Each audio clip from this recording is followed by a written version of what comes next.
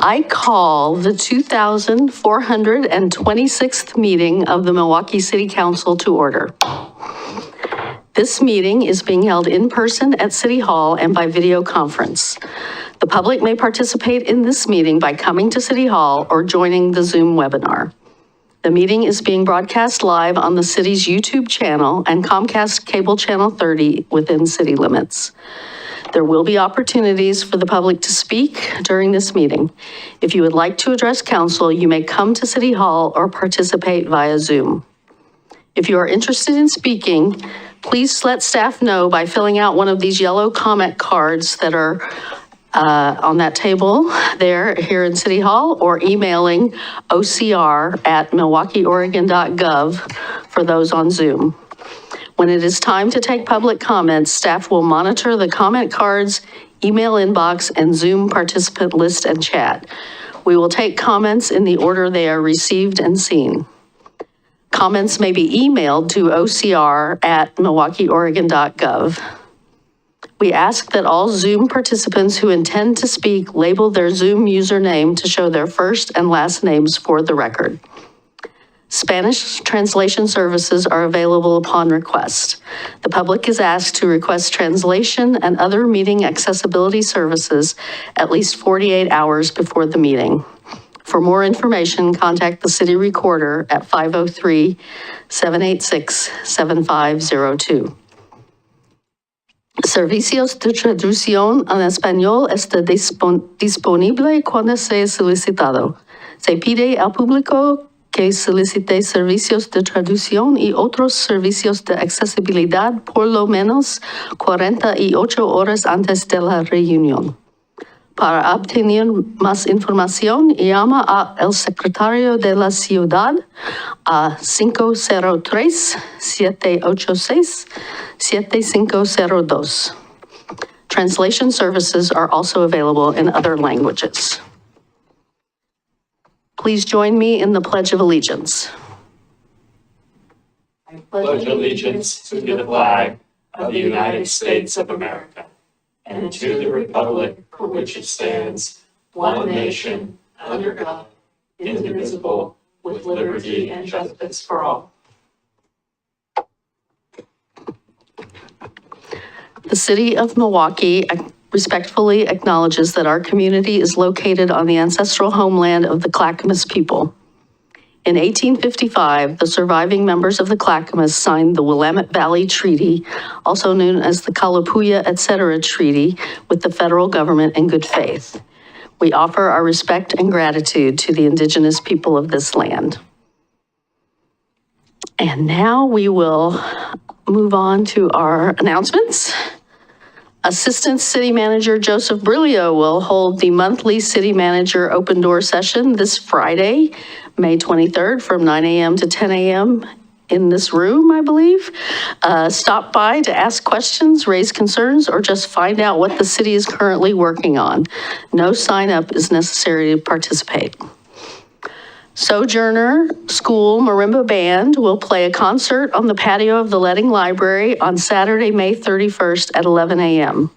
Come out to enjoy some high-energy music originating from Zimbabwe. Bring a blanket or lawn chair for seating.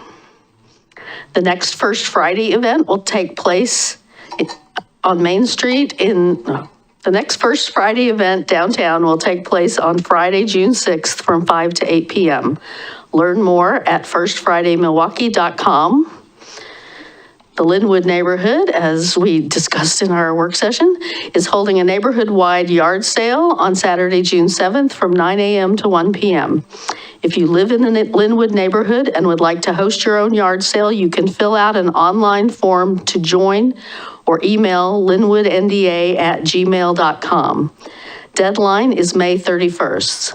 Maps to all of the houses that are participating will be available the day of the sale at the St. Paul's United Methodist Church on Linwood Avenue. The annual Bulky Waste Day event is then following that, coming up on June 14th and 21st for Milwaukee residents. Please check the city website to find out which day your home address is serviced and find out what can and cannot be collected. All are welcome to this year's community-led gathering to celebrate Juneteenth on Saturday, June 14th, from 11 a.m. to 3 p.m. in Ball Michelle Park in the Llewellyn neighborhood. The event includes music, vendors, food, face painting, kids' games, and more. For more information about each of these events and others, please visit the city's homepage at milwaukeeoregon.gov or call 503-786-7555. And then every week or every regular session, I have a haiku. This one is from Emily Lau, who will be here a little bit later to present our Asian American Pacific Islander Month proclamation. But I've learned recently, oh, there she is. I've learned recently that she's quite a poet. She writes a lot of beautiful poems, and this is a haiku she wrote. No names, no borders, just stems bending with the weight of unexpected grace. And I will say, I am always looking for more haiku. There was a class at MA that wrote some, but I'm running out. So please, anybody who wants to submit a haiku, just send them to my email address there, and we'll queue you up for the weeks ahead. All right. With that, I will move on to recognizing the outstanding Milwaukie High School students. We're doing twofer this time. We're covering May and June, sort of the end of the school year, and I will invite up Principal Kim Kellogg to introduce her two students.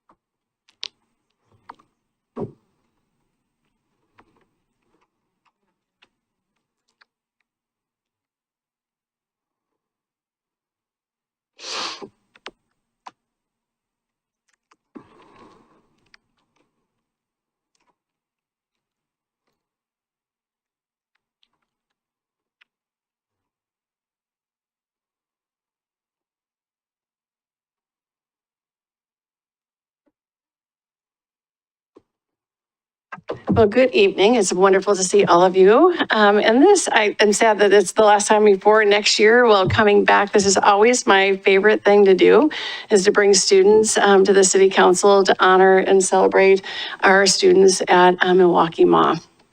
So the first student I would like to talk about is with Hannah. Hannah has a 3.75 GPA. She is, formatting went off there.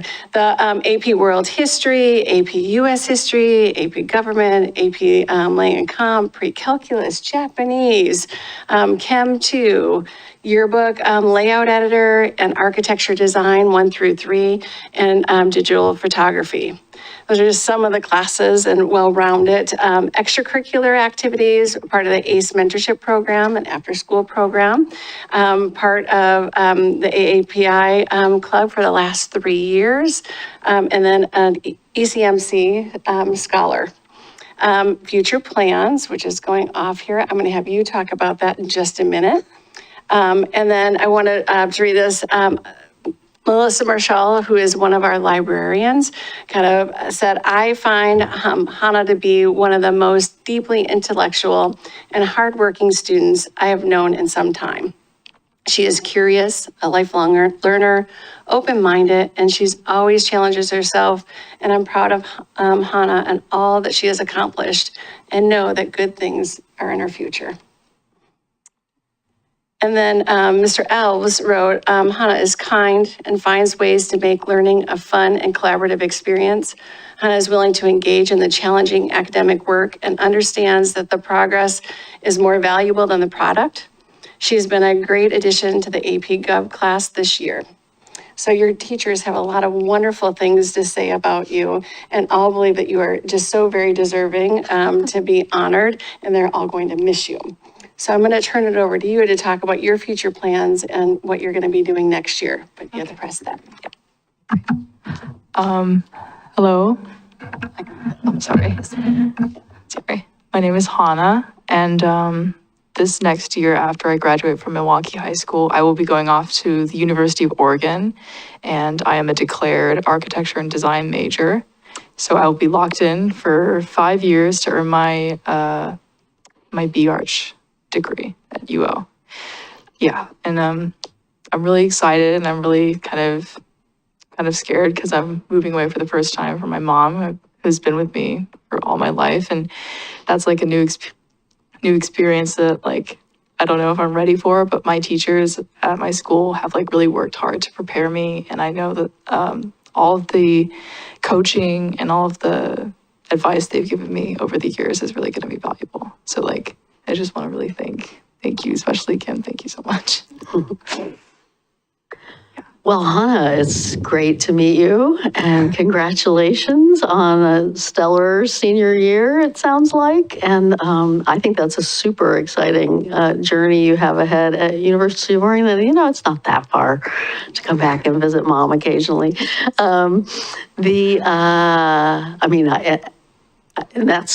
I know that's a rigorous program, so good for you. I think maybe you can come back here. We're having a lot of things designed and built in Milwaukie every year. Some new things are coming up, so maybe you can come back and work in your hometown.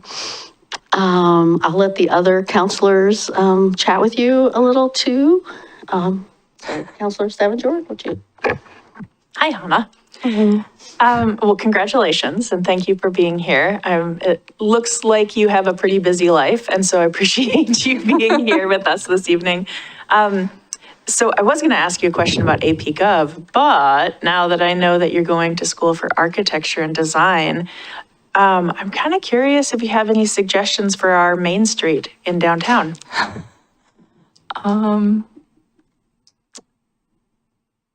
How do we make it cool, Hannah?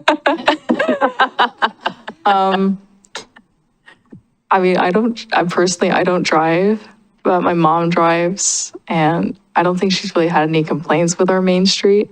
We drive just fine on it. That's the one that like goes up and down. This one right here. Yeah. This one, I think it works just fine. More of the stuff that I've been learning about with my architecture class is more of like interior design and like how you design a space in a building. But I am looking forward to the aspect of my career that would have me, you know, working with people who design zoning codes, especially because I know that that was something that came up in this council like a few weeks ago, I think. Council President Will was talking about that when he came into my AP Gov class a few weeks ago. So, or was it last week? I think it was last week. Yeah. Well, we wish you luck. Thank you so much. Thank you for being here. I have, and it should come as no surprise that I was talking about zoning. Hannah, it's nice to see you again. I am really excited. Like, you were a face in a crowd when I met you at Professor Elvis's class, or I guess Mr. Elvis's class. So it's nice to get to know more about your background and see all the really cool things you're doing. You absolutely should get involved in local government or zoning, whatever it is. ASUO, if you're going to start there. But we need more voices like yours in politics. Assignment that you have right now, I don't know if you're finished with it or not, but I know Mr. Elvis has at the end of the year an assignment where you create a model government or design your model government. What would be something that you'd change about the way that we do government here, either in Milwaukie, Oregon, United States? Do you want to give us a teaser of that assignment? I'll be perfectly honest. I've had several other assignments from other classes, so I unfortunately haven't been able to get to my assignment, but I'm gonna get it done because it's due at the end of this month. So I have like this week and then I have next week, so it has to happen. But I'm looking into it. I will definitely look into that in terms of how local government and zoning codes can fit into that as well. I'm sorry.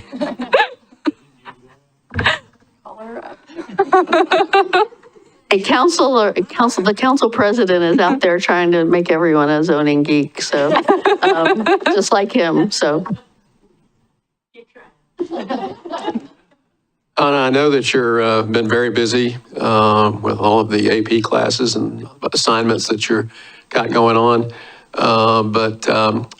I have a very close friend who was an architecture major in college, and the workload is not going to let up.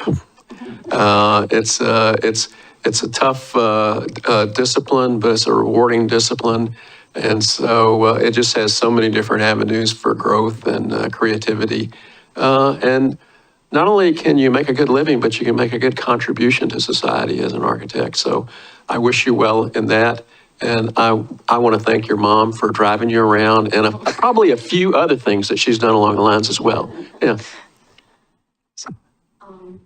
Do we have Counselor Khosrowbadi on? Does he, so one of our counselors is appearing by Zoom. He's in, out of state. So would you like to say something?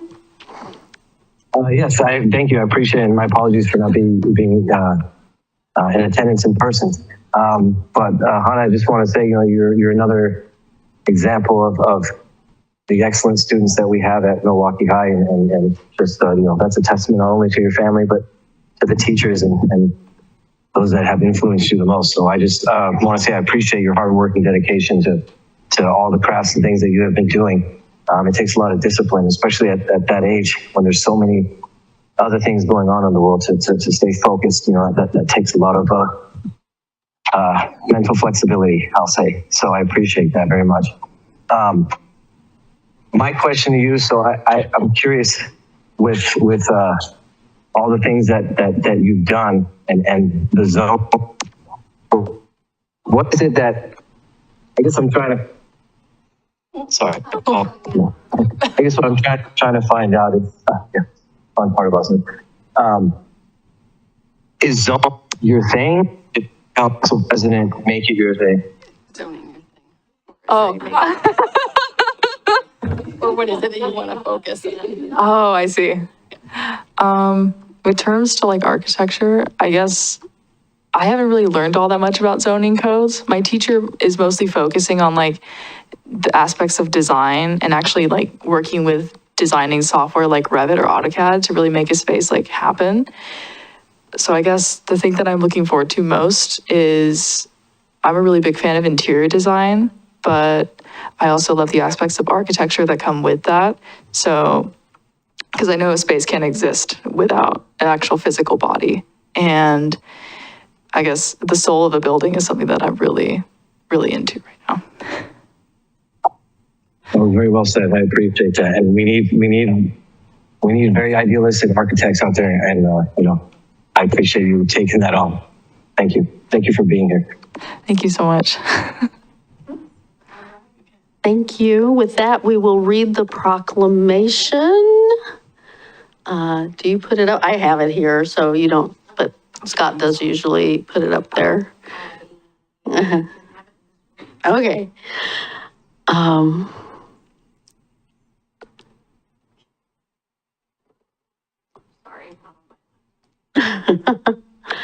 That's okay. I'll start from here.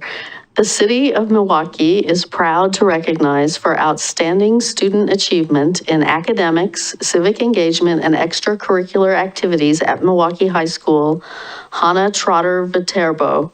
Let it be known to all that on this 20th day of May, 2025, the City Council of the City of Milwaukie, a municipal corporation in the County of Clackamas in the state of Oregon, recognized this student as an excellent example of the bright future of this community and nation.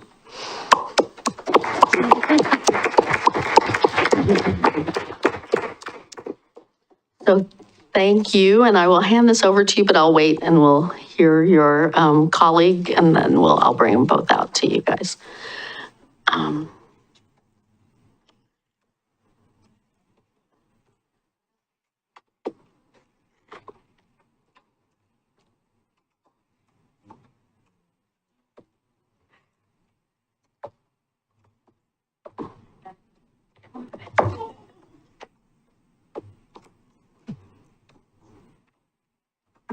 All right, so the second student that I bring to you is Millie. And I want to talk about, first of all, you need to know about Millie is that it's Millie's birthday today as well. So Millie is turning 18 today. So, you know, we really want to honor you on that as well. So Millie has a 4.0, is working towards their honors diploma, is on National Honor Society, President's Scholarship list for the I cannot speak. The thespian and honor thespian. And then the choir council, and then the band council vice president. I was talking to Millie earlier, and I said, you know, the one piece about this, there's not that many students that are in all of the performing arts. And so when I list that in just a minute, it's like, that's an amazing thing to me. But taking AP classes with AP World, AP US, AP Lit and Comp, AP Lang and Comp, AP Human Geography, pre-calculus. But the piece about that, also on Pony Pipers and A Choir, those are our top level choirs, wind ensemble and jazz, so in the band for 4 years, and the choir for 3. Also within theater, advanced drama and the theater, and currently is in the play right now, The Prom. And so, and also the picture that we put in here was from prom, and From the actual prom, not the from play. our actual, Okay. actual prom as well, and was kind of the prom royalty, so voted in by her peers. And then also on top of all of the performing arts, also has run cross country for the last 4 years and has been the varsity captain. And so very, very busy, but I don't know that I've seen students that are in the top levels of all 3 of those performing arts. And so we're going to talk, I'll let you talk about your future plans in just a minute. Well, we can talk about it together. So Millie has decided, why don't you talk about this part and then I'll go on with the other. Yeah, is this good? Yes. Okay. Yeah, I am currently committed to Drexel University, located in Philadelphia. I intend to pursue music industry with a concentration in recording arts and music production. I plan to work as a producer or an audio engineer. And I'm very excited for this next step in my higher education. Some of the things that teachers have to say is Millie has been a dedicated member of both band and jazz band at Milwaukie all 4 years of high school, consistently enriching our musical community. As vice president of the Instrumental Music Council, she helps organize fundraisers, events, and activities that support the program. And that's from Mr. Grindle. And then Ms. Steenson, our theater director, Millie is kind, compassionate student. She is responsible and happy to help however she can. She is involved in 3 performing arts programs and does a great job managing her time. As a performer, we know she is consistent and someone who always works, well, should we say hard, to prepare and give the best performance she can. I thought there was going to be a little bit of a battle during the play because we have the band in the pit.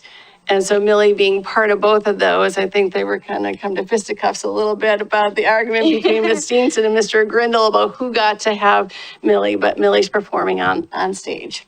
So those are the pieces. I'm going to miss both of these students so much. They've contributed so much to our community. And I know your teachers are all going to feel the same. This graduation is going to be hard. So I'm going to turn it over to all of you. Well, amazing stuff, Millie. It's really cool to meet you, and it's a really interesting contrast in the different things both you and Hannah are doing. I will say at a meeting earlier today we were talking about some regional meetings and who could go to the next meeting, and I was just like, no, I have too many meetings. I'm not going. And I look at what you're doing, I'm like, oh my goodness, I gotta step it up if I'm gonna keep up. I think also Philadelphia will be really fun. I envy you kind of like taking that leap and moving across country and starting a whole new thing there, and very exciting music production. I didn't know Drexel was famous for that, but that's awesome. What will you miss about Milwaukie? Oh my gosh. I definitely have to say, obviously the arts programs, it's been such an honor being taught by the amazing faculty. Honestly, my school really stands out as a place of community, with the staff, with the peers. It's very tight knit, especially in Milwaukie Academy of the Arts. I've really gotten to know these kind of lifelong friends from these different departments. And so it's going to be very different. Obviously, it's going to be in new communities, which I'm excited for. But obviously, I think Milwaukie will always have a very special place in my heart. My band director, Mr. Grindle, he's moving on to a higher education. Very, very proud of him. But things are going to be very different, and different can be very good. It's always going to have a very special place in my heart wherever I go. These kind of lifelong friends I've made and the memories I've made. Okay, thank you. Counselor? Well, I can't imagine having Steez and G fight over me. So pretty impressive. I think that we're really super lucky to have an arts academy that's here as part of our high school. And I'm constantly impressed by the students that come out of that program. So I guess, the question that I have for you is, as you are embarking on this new chapter in life, what is it about an arts education that you feel sets you in the right direction? Yeah, that's a good question. I think I've known from like a very young age that I definitely wanted to do something creative. I feel like that is what personally fulfilled me. I've been involved with music my entire life. I actually started out with like vocal instruction from Emily. She's an incredible human being and artist. So it's great to see her here. I think that I felt very lost actually. A lot of my junior year, the beginning of my senior year, I didn't know what I wanted to major in because I have so many passions, which is such a blessing and a curse.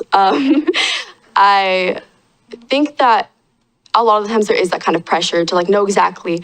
But I think it just really came through like exploring all these different paths. And just for me, it's just something that really clicked for me, music production. It was just something that's the kind of thing that I could lose track of time with. And I think that, like life is short. I think that really whatever drives you and motivates you, especially if that's something that you can create art with. I think that's incredibly important. And it's a very male-dominated industry, and I really hope to be able to change that in some capacity.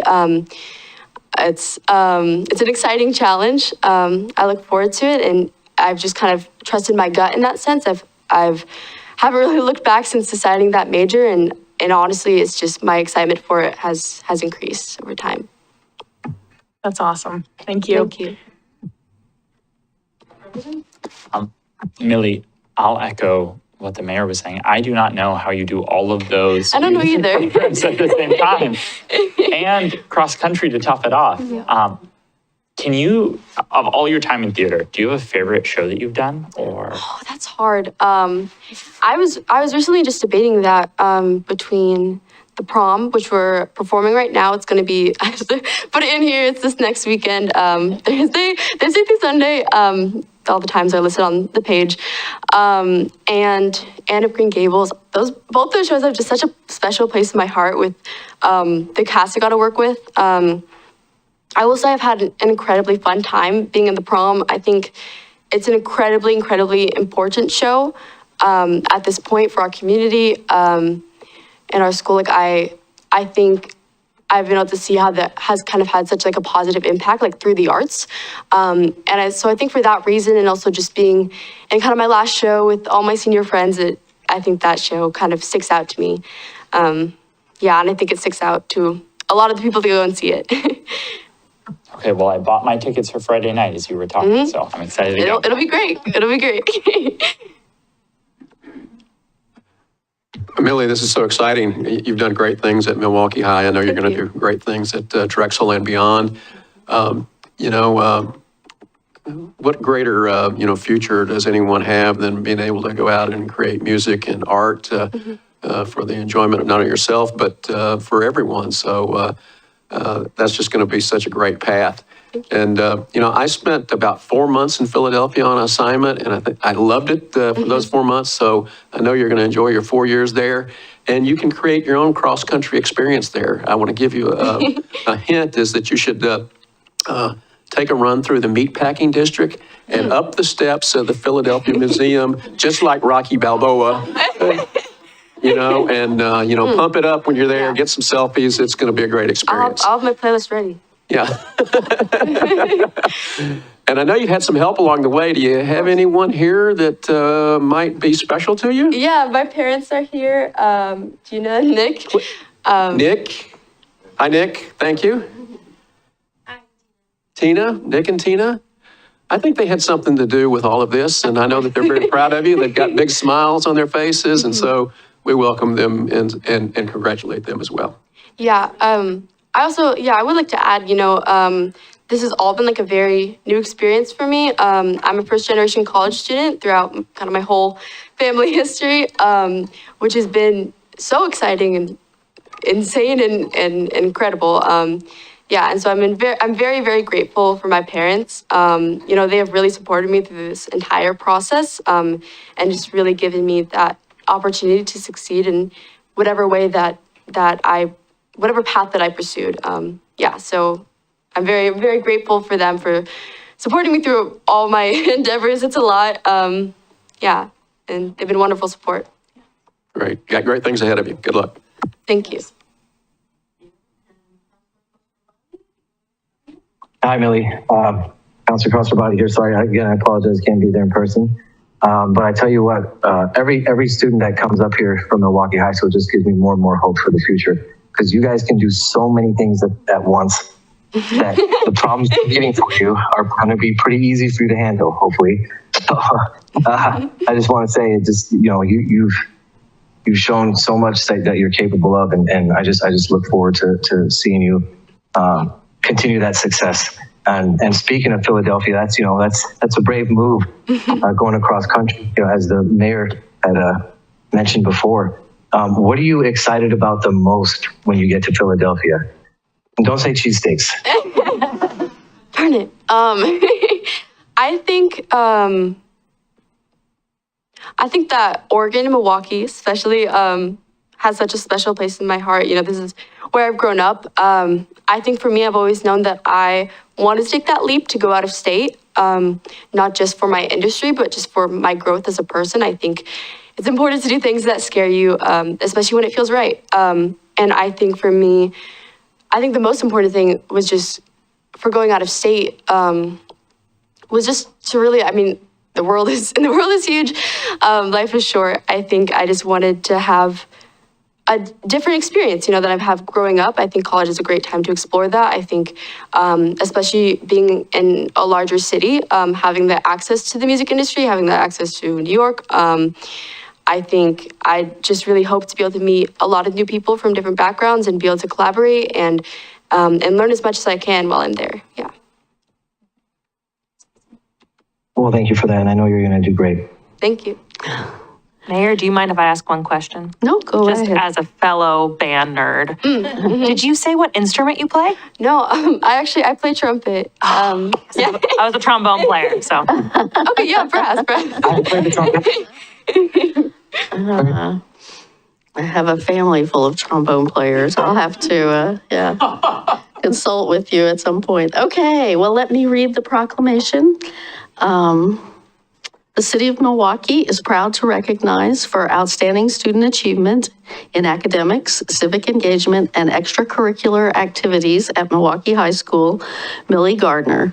Let it be known to all that on this 20th day of May, 2025, the City Council of the City of Milwaukie, a municipal corporation in the County of Clackamas in the state of Oregon, recognized this student as an excellent example of the bright future of this community and nation.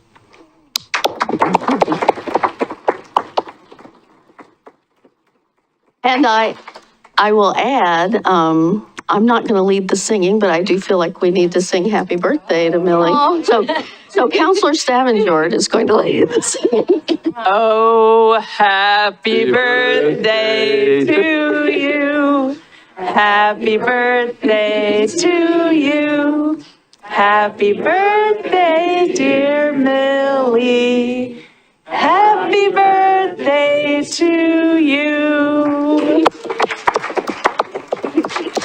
And many more.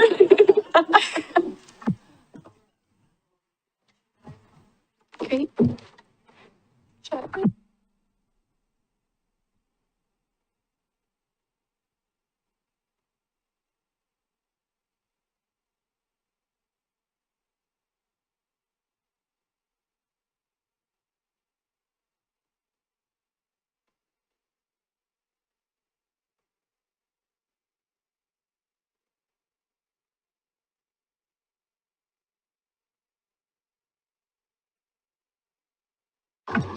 Okay, after that, we now have, I always love that, and it's, it ends with the school year, so we'll be back to doing those in September, I guess. But we have Proclamation Palooza now, 5 proclamations coming, and we'll start with Dogwood Day, Dogwood Day,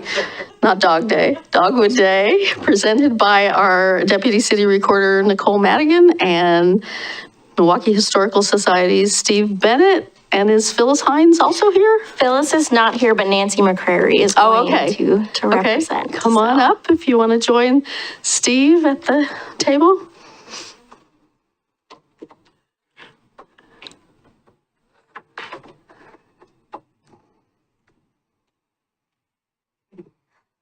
All right, well, I will start by saying that Scott Stauffer, our city recorder, is very disappointed he could not be here for this proclamation. For those who are with us in the audience or tuned in online, Dogwood Day is the city's birthday. It's our incorporation date, incorporated in 1903, which makes us 122 years old officially this May 21st. And, we're keeping it a little bit more low key this year, but we will be planning a big event for 125. So definitely stay tuned for that. And we just wanted to invite our historical friends that we partner with for this event. Daughters of the American Revolution, the Susanna Lee Barlow chapter. Nancy is here, and then Steve Bennett from the Milwaukie Historical Society. So I will turn it over to them. All right. Mayor Beatty, City Council, City staff, thank you for having us here tonight to begin this proclamation on Dogwood Days. My name is Steve Bennett. I'm president of the Milwaukie Historical Society, the owner of the Milwaukie Museum at 32nd and John Adams Street. So happy 122nd birthday, Milwaukie. And also happy 40th anniversary of the Dogwood Day proclamations. The first one was done back in 1985. And at that ceremony, the official proclamation was made honoring one Charles Limbaugh for having the tallest dogwood tree in existence at that time. And he was also made honorary mayor for the day. So you might want to take a lesson for difficult meetings, but I have been thinking about anniversaries a lot this year. This is because we are at the Historical Society celebrating 3 of our own, with new exhibits to honor all of them. One of those is the 50th anniversary of the museum, which opened in 1975 and would not have happened if it hadn't been for the city of Milwaukie stepping up and helping us move an old house and putting it onto city property. So we are forever grateful for that. In thinking about the anniversaries being celebrated tonight, I settled on 2 things that I wanted to say about them. 1, the events that are being celebrated, and 2, the symbols that are used to celebrate them. To use marriage as an example, we don't typically celebrate the day that courtship starts, but you do celebrate the day when it is, when that official union is joined. And we are tonight not celebrating when Milwaukie was settled, which was 1847. Rather, we're celebrating the incorporation. And an incorporation gave Milwaukie the right and the responsibility to manage its own affairs and also figure out how to pay for them. It's a testament to the resilience of the city that it has weathered the first 20 years and has grown strong and vibrant ever since. Strong and vibrant also can be used to describe the dogwood tree, the chosen symbol for this anniversary. Though on occasion, nature may claim the most famous and beloved examples, as with the 1962 Columbus Day storm that took down our beloved dogwood tree. But we still grow and enjoy these beautiful trees. It may not be the tallest, it may not be the largest, or even the oldest of species. However, it is beautiful to the eye, nurtures wildlife with its berries, provides, even in death, strong wood that lasts, like the gavel that's being used tonight. So with that, I turn it over to Nancy. Thank you. Good evening, Mayor Beatty and members of the council. Thank you for having us here. My name is Nancy McCrary. I'm the regent for the Susanna Lee Barlow chapter of the Daughters of American Revolution. The missions of the DAR are to promote historic preservation, education, and patriotism. May is Historic Preservation Month. In 1920, DAR chapters were charged with, and I quote, "It is the desire of the National Society that every chapter collect data relative to historic spots in its vicinity, and if not otherwise marked to memorialize them. Markers now are currently for people, places, and events. This chapter's first marker was dedicated in 1923. In 1952, the chapter dedicated the Dogwood tree marker, commemorating the tree's scenic contribution to the community. It was a bronze plaque placed on the home grounds where the tree was located on Harrison Street. The inscription was Dogwood tree, the native Pacific dogwood, over 100 years old, the largest in the United States, height 65 feet, circumference 7 feet. Susanna Lee Barlow chapter, Daughters of the American Revolution, April 27th, 1952. After the tree fell down in a storm, the stone was relocated at the Milwaukie Museum on Adams Street. I hope that's true. The Susanna Lee Barlow chapter of DAR is proud to be in partnership with the City of Milwaukie and the Milwaukie Historical Society on the celebration of Dogwood Day and the Milwaukee's histories. Your inclusion of the Susanna Lee Barlow chapter in the Dogwood Days proclamation is an honor. Thank you very much. Thank you. Thank you both for coming. Do one of you want to read the proclamation, or do you just want me to do it? Go ahead. I was going to say it's time for you to read the proclamation. If you want, Mayor, I could read it too. Oh, please. I'd be happy to. Yep. All right. Sure it's sharing there. Oh, well, can't see it very big there, but whereas, get that out of the way. Whereas the Pacific dogwood, Cornus natalia, was nurtured and cultivated by the earliest settlers of the Milwaukie area, including the Clackamas people who used the dogwood to weave baskets and make other utensils. And whereas the Oregon State Legislature incorporated the town of Milwaukie on May 21st, 1903, after years of organized community action that sought to seek local control of the area's infrastructure and shared spaces. And whereas on April 27th, 1952, a plaque was placed by the Susanna Lee Barlow chapter of the Daughters of the American Revolution at the home of Milwaukee's first mayor, William Schindler, to mark the location of the then largest native Pacific dogwood in the United States, which stood at 65 feet in height and 7 feet in circumference. And whereas on July 9th, 1962, the City Council designated the Pacific dogwood as the city's official flower and the Dogwood City of the West as the city's nickname. And whereas the people of Milwaukie continue to appreciate the Pacific dogwood and other dogwood species by planting them in their yards, parks, and shared spaces. And whereas by designating May 21st as Dogwood Day, Milwaukie continues to recognize the beauty of the dogwood blossom as an emblem of our shared commitment to the earth and to each other. Now, therefore, I, Lisa Beatty, Mayor of the City of Milwaukie, a municipal corporation in the County of Clackamas in the state of Oregon, do hereby proclaim May 21st, 2025 to be Dogwood Day in Milwaukie, the Dogwood City of the West. All right, thank you guys. And Steve is staying up there because our next proclamation is, as Nancy referred to, May is Historic Preservation Month. And Steve originally had a co-presenter, but she was not well today, so he's flying solo. Well, again, thank you for inviting us and allowing us to be here to help celebrate and prepare for the proclamation. Milwaukie Museum shares the goal of preserving Milwaukee's past for future generations. And I want to expand briefly on some remarks that I made at last month's City Council meeting in support of completing a new historic building inventory, which was under discussion at that point.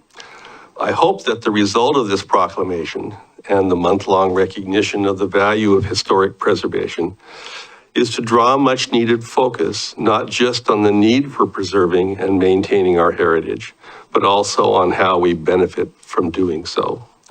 We benefit economically when materials are reused, materials that are more often of higher quality and less toxic than the modern alternatives. The result is often less expensive to complete than when the alternative of complete demolition and building anew with those more expensive and ultimately more environmentally harmful and less durable modern materials are used. With creative thinking and flexible options, more cost-effective solutions can be created for the residents of Milwaukie.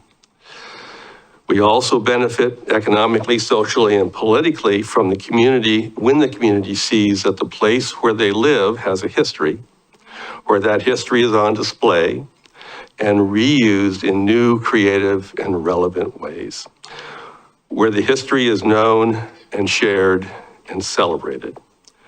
When people don't care where they live or want to live, it's often because there isn't anything there that sparks their interest. Having variety, showing old and new, keeping some things sometimes quirky, demonstrating that we care about what this place is, will help us keep Milwaukie strong and vibrant going forward. So with that, I suggest that you read the proclamation. Okay, thank you. I will do that. I do, Nicole put up a slide here. I did want to call out that it happens that the folks at the Architectural Heritage Society down in Portland do a walking tour of Milwaukie architecture every few years. They don't do it every year. It happens that it's happening this Saturday, and there are still some tickets available. I have taken the tour twice. It's not exactly the same every time, but I learn things each time I've done it. I learn things about that I didn't know before. So I definitely encourage anyone who's into historic preservation and learning more about the history of Milwaukie to consider taking this tour.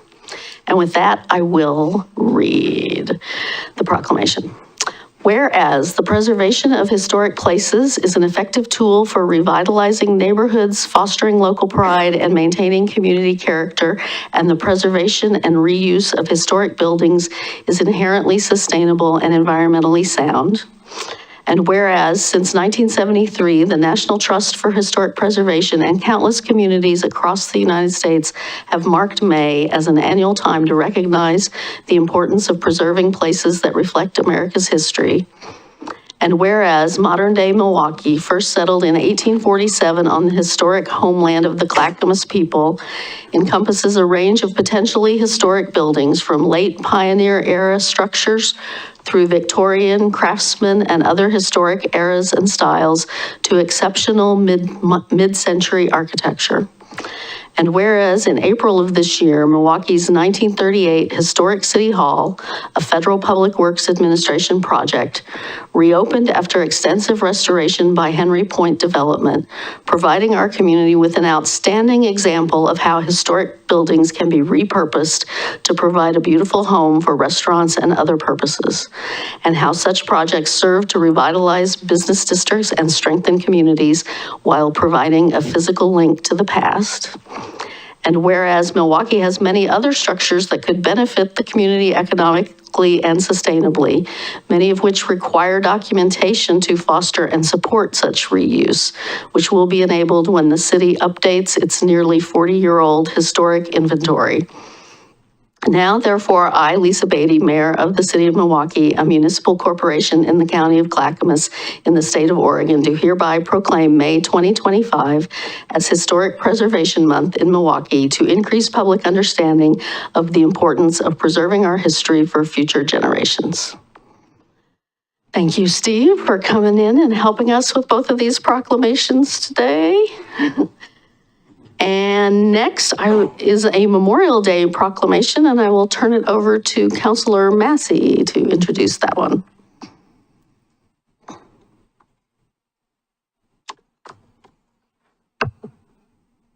Well, and Councilor Body, I guess you. Yeah. Where is the proclamation? Oh, it's online. Nicole can put it up on screen, but yeah, whatever introductory remarks you'd like to make. Sure. Well, Memorial Day is, a day that's set aside to remember those who have given, the ultimate sacrifice in the service of our country. And I appreciate that the country does that as a whole. For some people, it's visions of a lot of white markers in a national cemetery and that kind of thing, and some speeches, some prayers, which are all appreciated. I will tell you, for the friends and families of those lost in the service of their country, it's more of a deep connection to those who have passed. And so I speak from a bit of experience here. I had an uncle, Staff Sergeant Coleman Hillman, who died in Vietnam during the Tet Offensive in 1967. And it's heartening because I just looked up his webpage on the Wall of Faces at the Vietnam Memorial. And it heartens me to see that people are still making posts about my uncle there, continuing to remember him, friends who served with him, family members, and that kind of thing.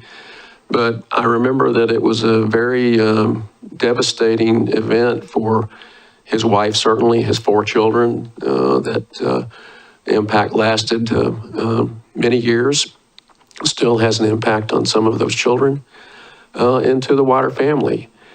So I certainly appreciate, the outpouring of appreciation of the country as a whole for all those who have lost. But I would also remember those who were affected by those losses, because it's much more of a personal and upfront impact to them as well. So I will hold here and see if Adam has anything else to say. Councilor Khosrowbadi. Thank you, Mayor. Thank you, Councilor Massey. Yeah, you pretty much, I don't know if I could say anything better than that. But a time to reflect on the sacrifices that were made, really, in order to have a country that we have, the freedoms that we cherish so much. It wasn't free, and it came with a sacrifice. And this is a time that as Councilor Massey said, we would all hope that people would reflect on not only that, but also reflect on the ones who this sacrifice has impacted the most, the family members of those fallen service members, and their appreciation that we have for them, and our dedication that goes out to them. We have to do our best to live that every day. Thank you. I appreciate this proclamation. Great, thank you very much. Would you like to read it, Councilor? Sure, I'd be glad to. Whereas the United States of America is an enduring symbol of freedom, protected willingly by citizen soldiers who have answered the call to serve, and we must never forget the sacrifices of war and the debt owed to those who defended our right to life, liberty, and the pursuit of happiness. And whereas Memorial Day, originally known as Decoration Day, originated following the American Civil War, which claimed more lives than any prior conflict and required the establishment of the country's first national cemeteries. And Memorial Day was established as a national holiday in 1971. And whereas Memorial Day provides an opportunity to reflect on and honor the past, renew and pass on our patriotism, pay tribute to the sacrifices that allow us to continue to live in freedom and seek peace so that our veterans will not have died in vain. And whereas in 2019, the Milwaukie Police Department American Legion Post 180 established the Corporal Diffie Veterans Fund to address financial support gaps experienced by veterans and their families in need of emergency assistance, a fund which has grown with the support of other communities in the metro area. And whereas the Milwaukie community recognizes Memorial Day through various activities, including a pancake breakfast fundraiser for the Corporal Diffie Veterans Fund. Now, therefore, I, Lisa Beatty, Mayor of the City of Milwaukie, a municipal corporation in the County of Clackamas in the State of Oregon, do hereby proclaim May 26th to be Memorial Day in the City of Milwaukie. Thank you, gentlemen, for introducing that proclamation. And I'll next call up our Public Works Director, Peter Passarelli, who wins the prize for shortest proclamation for Public Works Week. Thank you, Mayor Beatty and council members. I'm Peter Passarelli. I'm the Public Works Director. This week is National Public Works Week, and I want to take a moment to recognize the people who keep our city running every day. The theme this year for Public Works Week is People, Purpose, and Presence, which really captures what Public Works is all about. It starts with our people, our incredible staff who show up rain or shine, ready to solve problems and support our community. Their purpose is clear: to serve Milwaukie with integrity, care, and commitment to making things better. And their presence is constant. You may not always see them, but their work is behind just about everything we rely on: clean water, safe streets, healthy trees, and so much more. In Milwaukie, our Public Works team is deeply committed to stewardship, innovation, and community services. I'm proud to bring forth this resolution recognizing their contributions and celebrating the work they do to support a more equitable, sustainable, and connected city. Thank you. Thank you. Would you like to read the proclamation? Please read the proclamation, Mayor. Whereas public works services are important to the health, safety, and well-being of Milwaukee's residents, and whereas these services are provided through dedicated public works professionals who oversee water distribution, water treatment, wastewater treatment, sewer systems, urban forests, equipment services, public properties, solid waste systems, city streets, and water utilities. And whereas this year marks the 65th annual National Public Works Week, and this year's theme is People, Purpose, and Presence. Now, therefore, I, Lisa Beatty, Mayor of the City of Milwaukie, a municipal corporation in the County of Clackamas in the State of Oregon, do hereby proclaim May 18th to 24th, 2025 as Public Works Week in Milwaukie. Thank you. And last but not least, we have Asian American Pacific Islander Heritage Month. I think Councilor Khosrowbadi may have a few words, but Emily Lau is here to introduce our proclamation. Councilor, did you want to say anything before Emily gets started? Appreciate the opportunity, Mayor. No, I actually would love to hear what Emily has to say, really. Okay. Oh. I'm going to say something now. 11 years ago, I bought a house in Milwaukie on Redfin sight unseen. I didn't know what I was walking into, but having lived in 5 different major cities in the US, I don't know one place where I can say that I could randomly walk into a council meeting and saw one of my favorite former students as the Student of the Year, where I can see one of my favorite customer at Cloud Pine Tea and Culture here giving speeches, and Mayor being my neighbor who I can host musicians and artists when they visit visit Milwaukie, and my choirs also rehearse on Main Street. So all of these things really, in many ways, make Milwaukie very special to me. And so when the mayor asked me to do this proclamation, I'm very happy to do it. And then I saw the original version of the proclamation, and I saw a lot of messages that is really in vogue right now, which is anti-hate of Asians. And I think we can do better than just anti-hate. I think we can start talking about love and acceptance and just being like everyone else. So I'm really glad to see that it's gone and replaced by some more positive images and messages in here. So would you like to read it? Sure. Okay. Whereas Asian American Pacific Islander Heritage Month was first observed by the United States Congress in 1977 and has been observed annually since then. And whereas the city of Milwaukie wishes to pay tribute to the generations of Asian Americans, Native Hawaiians, and Pacific Islanders in our community. And we must acknowledge the history of mistreatment of Milwaukee's Japanese American community during World War II, while also celebrating the myriad contributions of AAPI residents over the decades. Whereas the national theme for AAPI Heritage Month 2025 is a legacy of leadership and resilience, Milwaukie acknowledges that our AAPI community has been and will continue to be instrumental to the success and to the cultural vitality of our city. And whereas the history of Asian Americans and Pacific Islanders is filled with stories of resilience and determination, and this month provides us an opportunity to reflect on and celebrate the ways AAPI residents help build our community every day as business owners, teachers, medical professionals, artists, and in countless other ways. And whereas, as we celebrate AAPI Heritage Month in the midst of turmoil in immigrant communities, we reiterate Council's statements from earlier this year that we will not allow divisive federal policies to erode the strength of our community, and that we are committed to Milwaukie remaining a welcoming and safe city for all.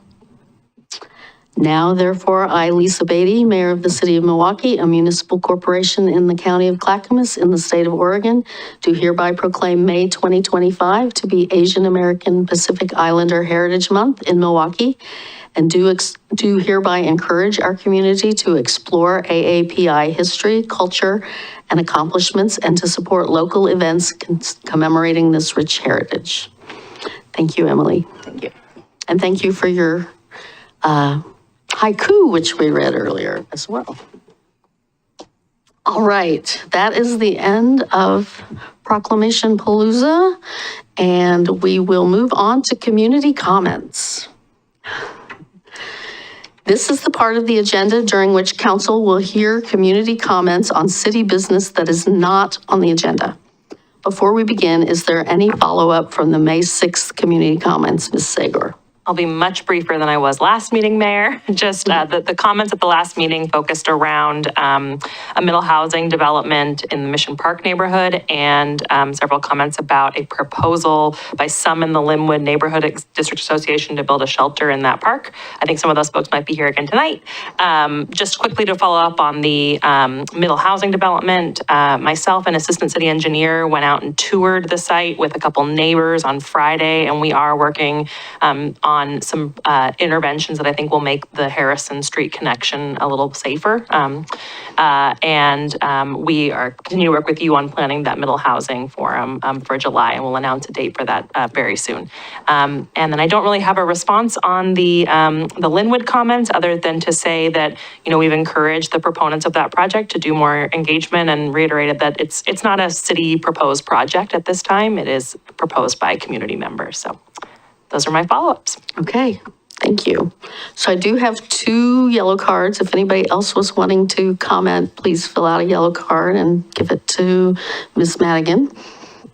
For those in person who wish to speak, please submit a yellow comment card. If you are on Zoom, please use the raise hand reaction to alert staff that you wish to speak, and when instructed to do so, click the microphone button to unmute yourself. If you are telephoning in through Zoom and would like to make a comment, dial *9 to raise your hand. You may also submit a comment via email to ocr@milwaukieoregon.gov. Before you make your comments, please state your name and city of residence for the record. If you would like the city to follow up with you, please submit your contact information to ocr@milwaukeeoregon.gov. As council has other business items on the agenda this evening, speakers will be limited to 3 minutes each, and the council president will be keeping the clock. Because information provided during community comments may be new, this is not the time for discussion. The city manager will respond at the next meeting to comments that require follow-up. So I have first, I believe, was Sarah Soderberg. Just hit the button so that you get the little red light. Hi, Mayor Beatty and council members. My name is Sarah Soderberg, and my house faces the park, Fernberg Park. And so we're kind of like at ground zero of the proposed covered shelter. So my neighbors and I have many concerns still about this proposed project. The one I want to talk about tonight is this proposed shelter is 20 by 20 feet and is covered. So many in the neighborhood experience flooding in their yards and in their basements when rain is heavy. Myself, we've experienced that at our house and surrounding neighbors. So our concern is if you have a cement pad on which a 20 by 20 shelter is going to sit, we're really concerned about the water drainage during the rainy season. So as it's already a problem with swampy yards and wet basements. So that is a major concern. Also, water running off of the roof of that shelter. So I just wanted to take a minute and let you know about that. Thank you.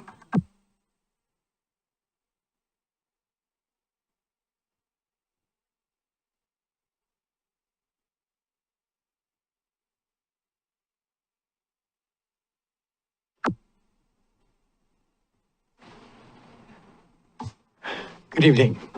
I'm here also about the proposed shelter, but my main concern on that is that I live just down the street. I have a garden out on the side of my yard, and I do a lot of gardening, and I watch a lot of people that are going into the park. And it is the majority of the people that I see that are really enjoying that park are families, young families with kids. And I would really like to see support from the council. If I'm sorry to hear that you don't have any input on structures and that sort of thing, but if there is any money available to improve the playground for the kids, because that is the majority of the people that are using the park right now. And it's rather dilapidated. We really don't have any special equipment for the kids that may not be able to play on the regular structures. So if any money is going to be spent within the park for anything, I would really encourage the replacement of the kids' equipment and playground. Thank you. Thank you.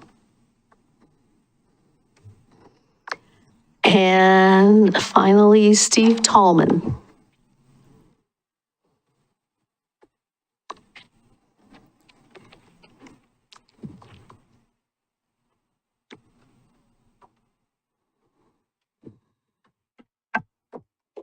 Good evening. I spoke here 2 weeks ago, and I want to thank the mayor and the council for allowing us to voice our views on this project. It's unfortunate that we had hoped that the council would at least go ahead and decide that they wouldn't support this project just in a verbal manner would be great. The reason is because we've been working on this for now 3 weeks, trying to get the neighborhood association to go ahead and understand our views and our concerns. And as I spoke to you last time, we were the last people, the people that actually own property around this park. We were the last people to be notified of it. And the thing is, it seems like a real simple process. This project has full support of everyone that surrounds that park. and virtually the rest of the neighborhood association, we're in agreement on virtually all of the improvements, except for one, and that's the structure. And the sad thing from my standpoint is the neighborhood association is really there to bring the neighborhood together. And unfortunately, what it's doing, it's tearing us apart. And I feel that really we need to come to some resolution on this very quickly. So I'm hoping that you will at least reconsider your support for this project. And from this point forward, we can go ahead and at least get the shelter portion of it eliminated. We'll support it from all the other aspects that we've talked about. Thank you. Thank you. So as noted, we don't typically respond. No, come on up. Mayor Beatty, we also have someone on Zoom with a hand raised. Oh, okay. No, come on up.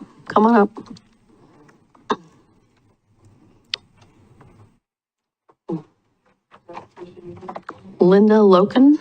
That's me. Okay. Hi, thank you. My name's Linda Loken. I'm a property owner right up against Fernberg Park also. And I just would like to voice my concern that you guys are supporting a project that was not really discussed with people that were definitely affected by it, because we already have problems there with people going to the bathroom in the bushes all the time. So my big concern is if you put in a shelter that provides electricity and water, we are going to have more homeless people than we already have, because they'll be able to charge their cell phones and fill up their bottles and have a covered place to sleep, which I want that for them, but you know, the old thing, not in my backyard. I mean, you need to be in a regular place to sleep, but not in the park, which closes at dusk. And of course, if there's electricity and water, I don't think people will leave at dusk, but having a covered structure that has 6 picnic tables, there's no parking. This park is at the end of a cul-de-sac. So any parking would have to be in a cul-de-sac. For 6 picnic tables, I don't know how you would fit all the cars in there. And there's no bathroom. So why would you have people come and stay longer and enjoy the surroundings more in this covered parking structure with no bathroom? So I think it's a safety issue for that reason alone, because we already have, Don picks it up all the time, but I mean, he's one of our better neighbors in that he cleans everything up, but he keeps, anyway, I should not say that, but he cleans up toilet paper and weird stuff like that that's in the park from people that use it already. So that's just my concern, that it would cause more safety issues. So thank you for listening. Thank you. And Cal. I'm going to take the person online, but you can bring your card up and you can testify later. Anyone else? Speak All right, now. Heather, I'm going to go ahead and unmute you.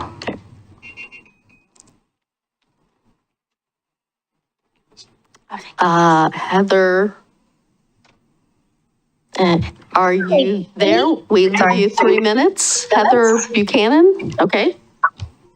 Hi, yeah, I'm Heather Buchanan. I'm from Milwaukee. I am here as Emma talked about the development. I just want to start off by saying that we've had very positive experiences with city staff and council members, and so I really appreciate that about getting some of our concerns resolved, especially around the some ideas for helping with the sidewalk parking. I just wanted to bring some other concerns. So we've also been working. There's been a lot of erosion control and then just other codes that have not been followed by this developer in the course of the development. So he has been blocking the right of way for several weeks now. And then we just found out that there hadn't actually been a permit for it. So he has one in the process now, but he's also still just using it as if he has a permit. And then also just lots of other codes that he's broken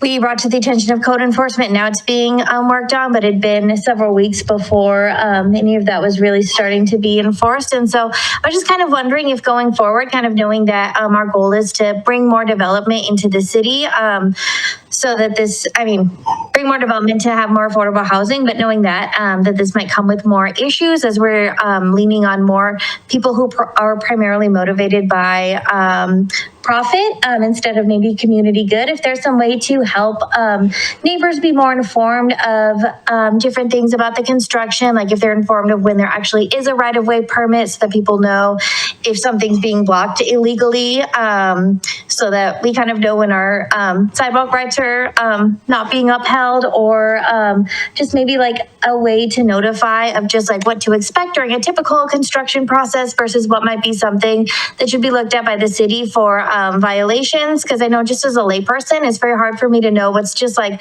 normal inconveniences that I can expect from construction versus when something should be addressed as it's violating codes. So I just wanted to bring it to the council's attention and have some ideas for looking at as development continues in the city.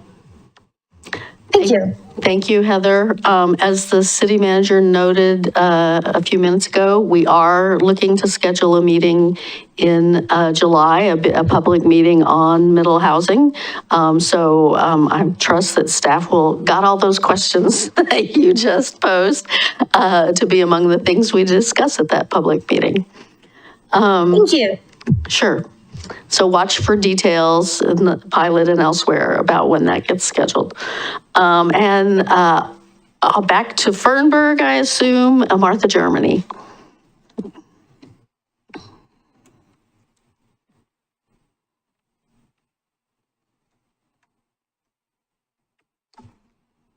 Thank you for listening to our concerns. I just wanted to say that Fernburg Park is approximately 90% designated wetland and natural area. We would like to enhance the beauty of the area by cleaning up and removing the underbrush, the wildlife renewal and fire safety. Build the boardwalk around the perimeter. The play structure is over 3 decades old and is in serious need of upgrading.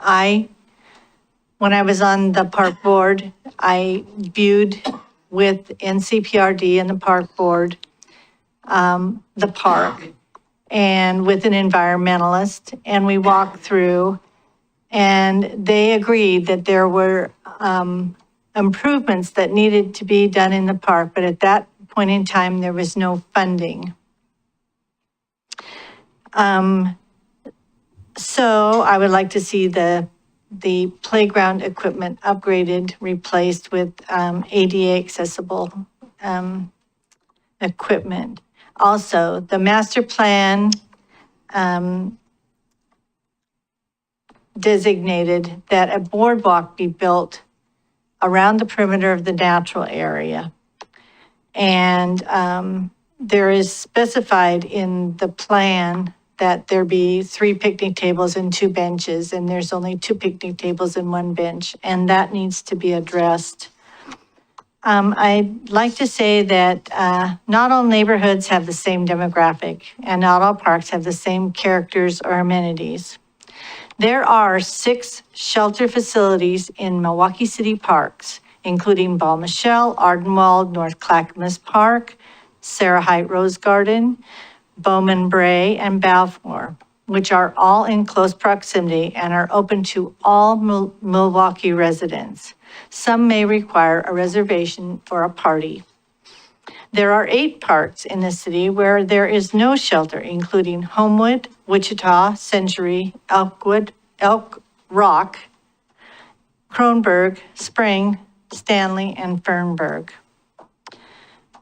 So there is a meeting called tomorrow by the NDA for a walkthrough in Fernburg Park.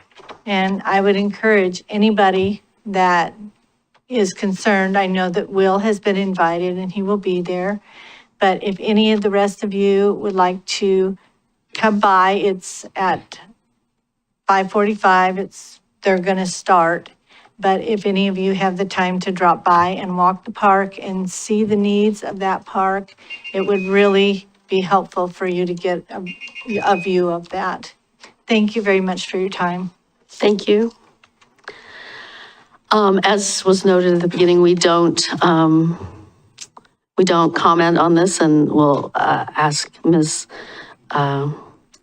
Sager to come back to us next time, and maybe the council president will have something to say to us next time after participating tomorrow. I did want to say on the issue of replacing playground equipment, that the Milwaukie Parks Foundation has had a campaign for about 18 months to try and raise money to replace playground equipment. It is not something we have budget for. But if you would like to support that, I encourage you to go to www.milwaukeeparksfoundation.org, and you can support the campaign to replace playground equipment.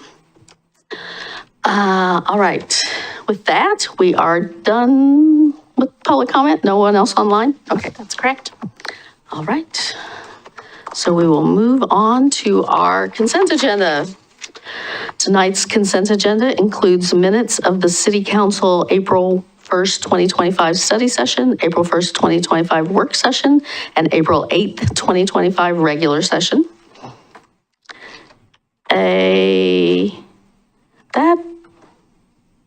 Is that correct? We don't usually have a study session and a work session on the same day. Those are backwards, right? April 1st, 2025 work session, April 1st, 2025 regular session, and April 8th, 2025 study session. That's Okay. correct. A resolution acting as the local contract review board approving the award of a contract for construction of the 2025 slurry seal project to VSS International, and an Oregon Liquor and Cannabis Commission application for Giving Cafe and Bistro, 2037 Southeast Jefferson Street, change of ownership. Does any council member wish to remove a consent agenda item? Seeing none, I will entertain a motion. I move to approve the consent agenda as modified. I second. It's been moved and seconded to approve the consent agenda as modified. All those in favor say aye. Aye. Aye. Opposed? None heard. Councilor Kosterbody, I assume you're an aye. Aye. Thank you. It passes, the consent agenda passes unanimously. All right, on to our business items. The Main and Harrison lot discussion with our Assistant City Manager, Joseph Brilio, and guests, I believe. Yes, lots of guests. Aaron, take a seat. We can also move once you all want to take over, unless you're just giving the presentation. I'm going to represent our. Okay, great. Good evening, Council. Nicole sets us up for our presentation. I just wanted to say it's great to be here. We are joined by our esteemed colleagues at Metro. Aaron Keehee is here, and once we get to the presentation, I'll let you introduce your team just to let the council know who's a part of the group.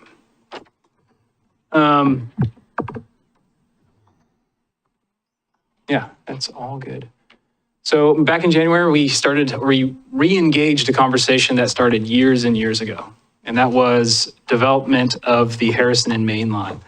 The city has an IGA with Metro to develop said lot, and since COVID and through COVID, we've been engaged with Metro's staff, but also knowing that there's been a great pause through the pandemic, and also just a lot of disruption during the time. It was right before our meeting with council in January that we met again with the Metro staff to re-engage and have conversations and see what might be possible now that coming out of the fog of the pandemic.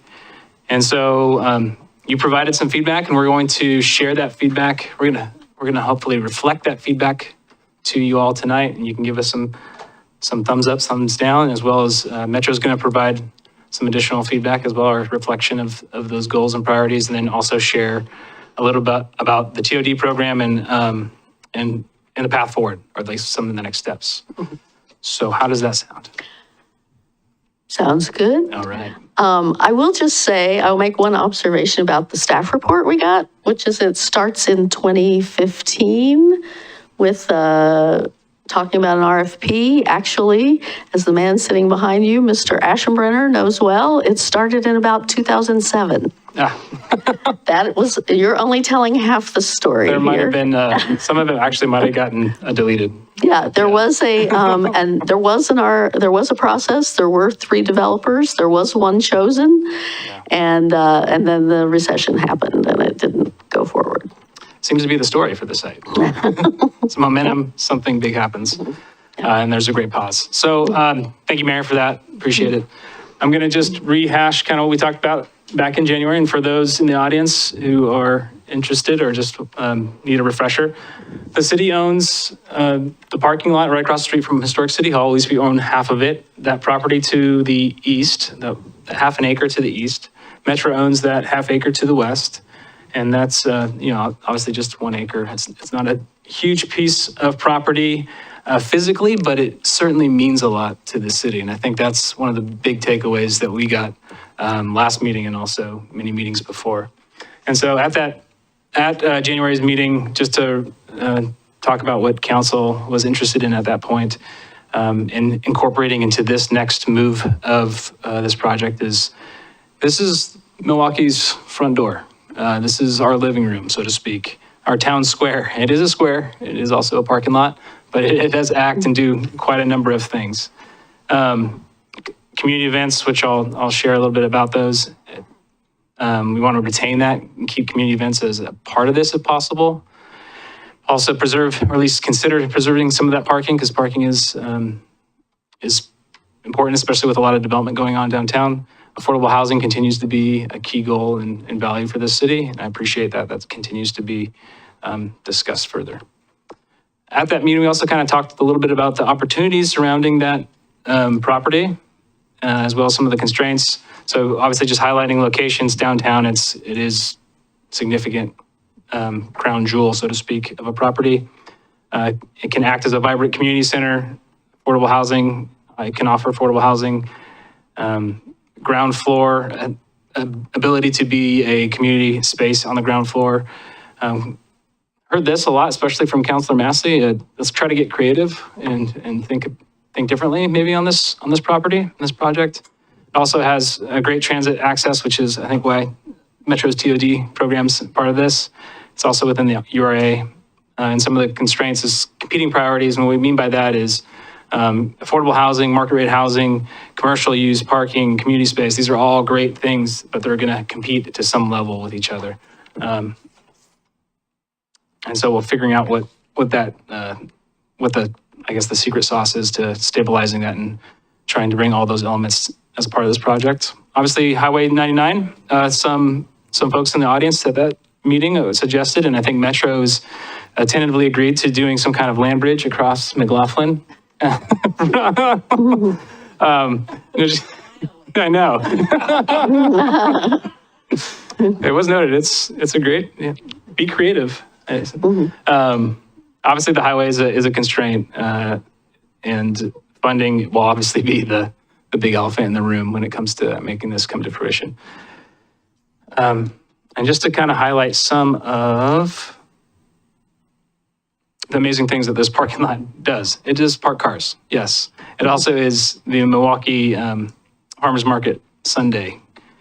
It also is being in the new year now. As our tree lighting event, our first Friday events have made that its space. Also our umbrella parade, it is continues to be the open space that we utilize so often. So with that, I want to hand the microphone over to Erin Keehee over at Metro and let her have a chance and opportunity to kind of first humanize Metro, because we haven't seen them in a long time. So to kind of I have, but reconnect with our partners, and also kind of share more about the TOD program, and then also what they're hearing about the site and their thoughts. Actually, we were talking kind of heatedly about Metro in our work session, but not about Erin's part of Metro. Solid waste. Yeah. Different facets. All right. Metro. Well, good. Well, I'm going to tell you about a different part of Metro tonight, and I hope will you be my my slide forwarder? Thanks. So yes, thank you so much for having me. I'm Erin Key. I'm an urban policy and development manager at Metro. I work in the planning department, and our transit-oriented development program lives inside the planning department at Metro. It's a program that's been around for 30 years, and I'm just so excited to be in the leadership position within the program because it has such an amazing history, which is what I wanted to come here and share with you today.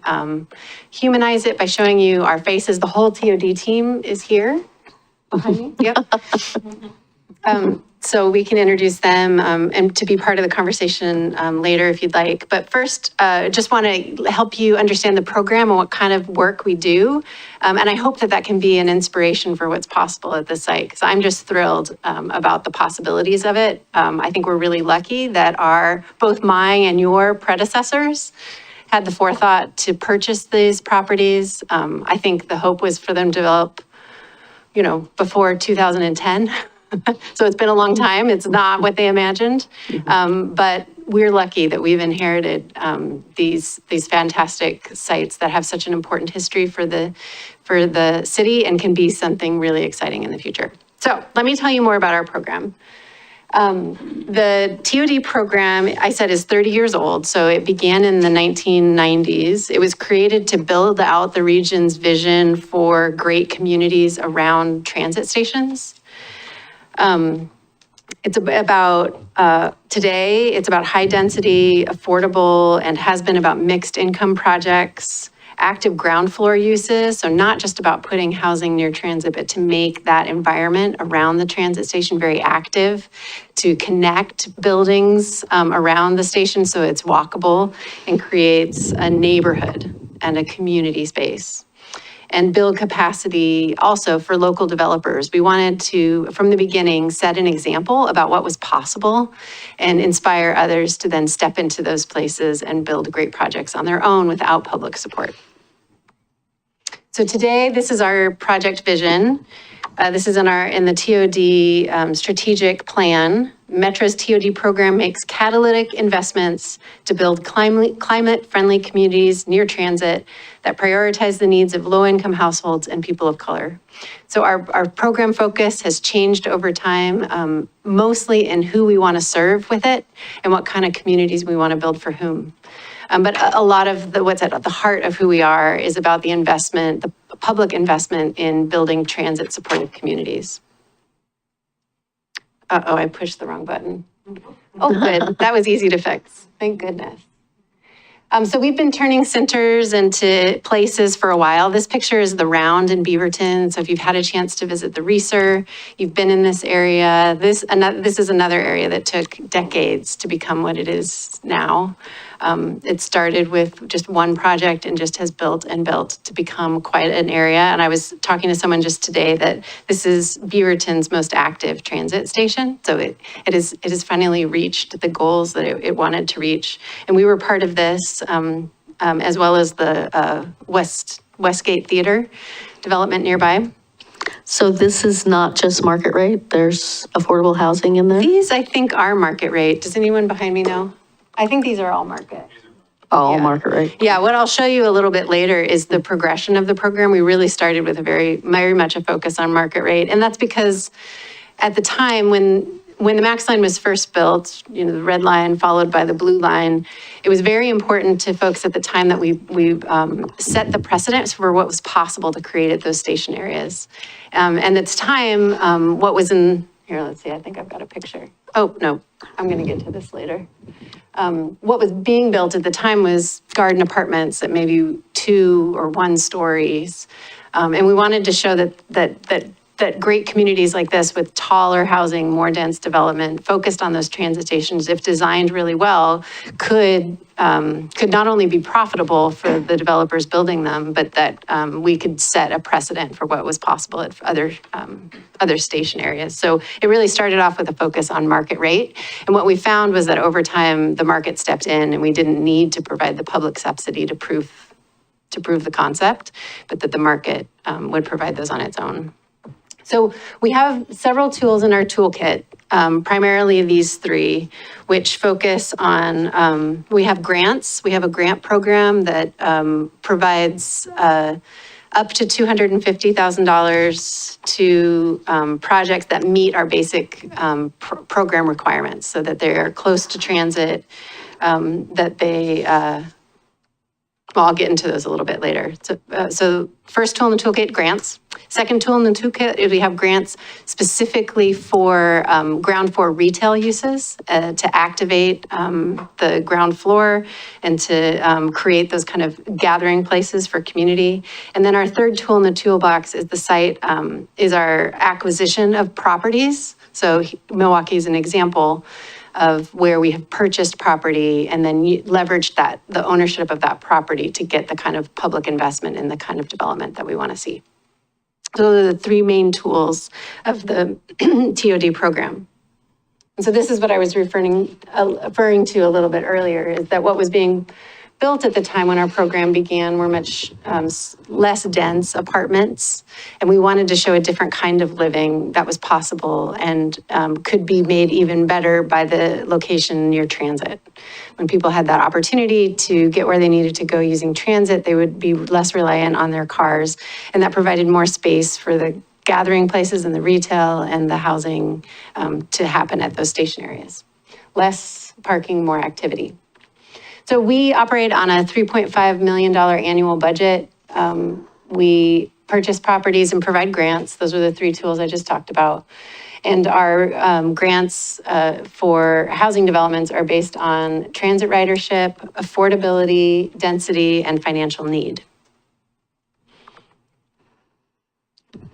Over time, we have moved away from that focus on market rate. Like I said, eventually the market started producing those units near transit on their own, and they didn't need the public subsidy. So instead, we've moved our public subsidy to produce more affordable housing near transit.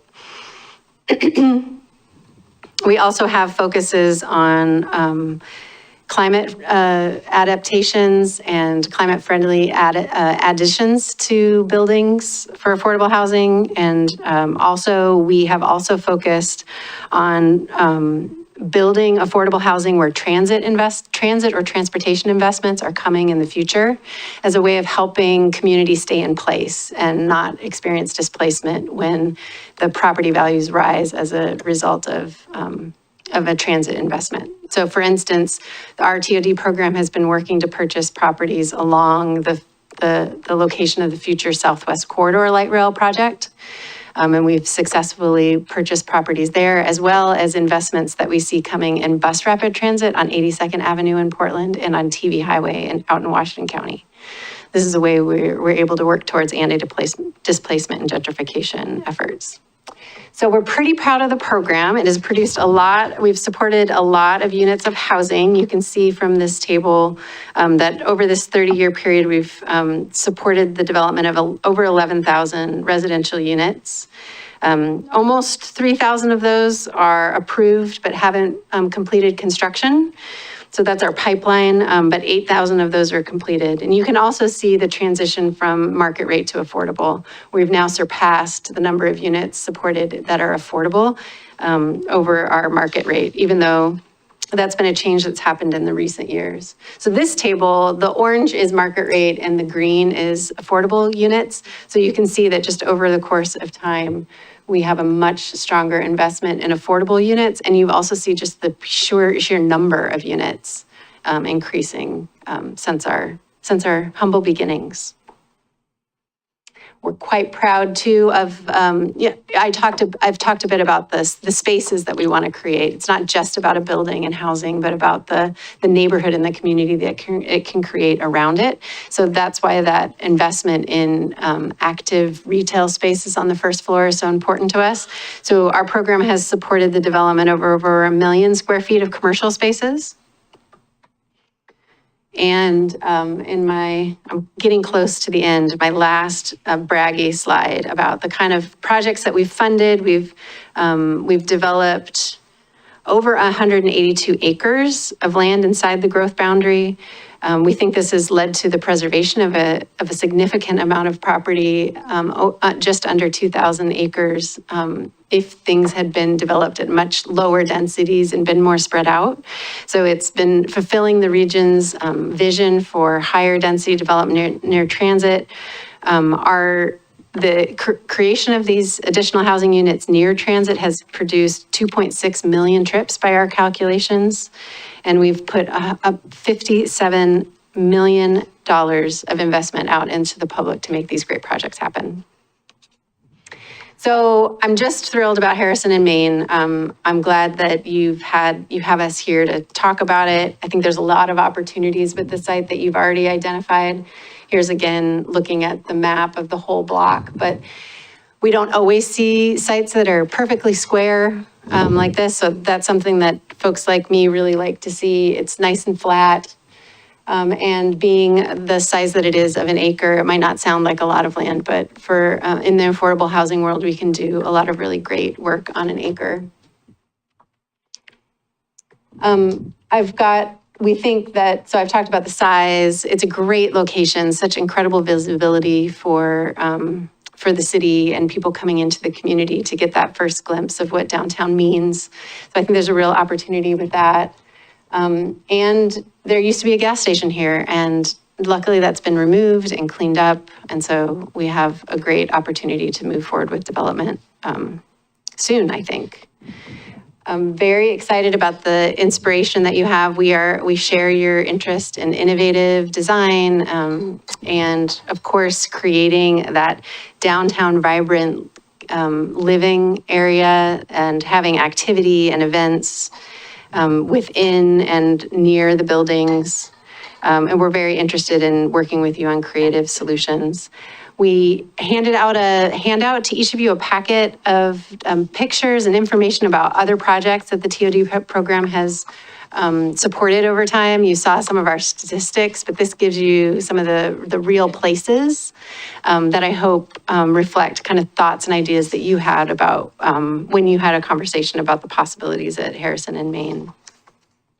So my hope, like Joseph said, is that this can be the kickoff to a great partnership and that we can continue working together to define our goals and hopes for this site and work together to develop a request for proposals to court the right kind of developer that we think can do the kind of project that's going to be in the best interest for the city of Milwaukee. So thanks very much for having me, and I look forward to the conversation. Okay. I was just going to say thanks, Aaron. That's all. Is there a question for us? Yeah, I mean, the question is, does this reflect our conversation from January? And the next steps, is there anything that you'd like us to consider as we move into the next steps of continuing to have our discussions between teams and also do engagement with the community? Councilor Massey? Thank you for coming, Aaron. I have several questions. Okay. The first, what is that band on your t-shirt? Oh, this is Duran Duran. All right. All right, you're off to a good start. Thanks for coming. This is exciting. I will tell you that in my view, this is, with all the things that I want to see, it's going to be hard because there are a lot of competing demands. But I got to tell you, I want affordable housing. I want it. We need it. I think everybody in the area needs it. I want a place that our entire community, and just not this neighborhood, our entire community, all of the people in Milwaukee and the surrounding areas can come to and continue to enjoy, you know, their farmers market, the Bing Drop, you know, our lighting ceremony. If you haven't been to those, I urge you to go. I urge all of you to go because you'll get a sense of what we're not just talking about, but to see the faces, to see the activity, to see the joy that this seemingly innocuous parking lot provides to us when we sort of dress it up, you know? And this is this will be, a desire, at least on my part, that may not go down well, is that I want to preserve some parking. Do I want people to ride bikes and walk and take the Orange Line to downtown Milwaukee to for our emerging business here in downtown? Yeah, I want them to do all that, but I'm also recognizing that there's going to be some car driving going on for the foreseeable future. So that's a long list of things to do, even in a 1 acre site. Yep. And I also want the land bridge. Okay, I almost forgot the land bridge, sorry.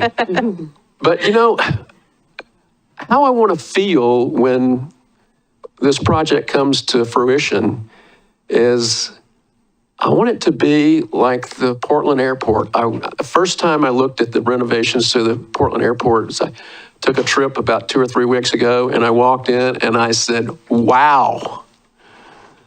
Think about all the creativity that went into that 8 acre, wooden ceiling.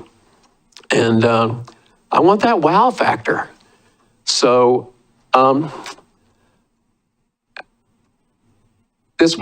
achieving all of these things will be challenging. I know that, but I don't want things to fall off because we haven't tried them before, okay? And so we ask for your help because this is kind of in your wheelhouse. You develop these properties. And so you have a lot more experience than we do. So we want to be a partner with you. We want to be we want to use your brain power, your experience, and the history of the TOD program to inform that development. But at the same time, we're going to ask you, I think, to step out maybe from what you've done in the past and do more. So it's a big ask, but I just wanted to get it out there. Thank you, Counselor. I am, by the way, going to open it to public comment, but I guess let's get the counselors making whatever. I mean, did Metro watch our last hearing? Did you watch our public conversation at our last hearing? We didn't watch it, but got a blow-by-blow from Joseph Okay. and Emma, who told us all about it. Okay.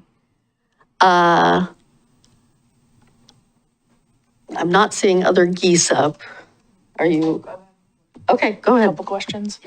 Erin, thanks for being here. I'm looking at the handout and you outline TOD funds for each of these projects. Do you have an idea of what the amount that you would be accessing for development on our sites would be?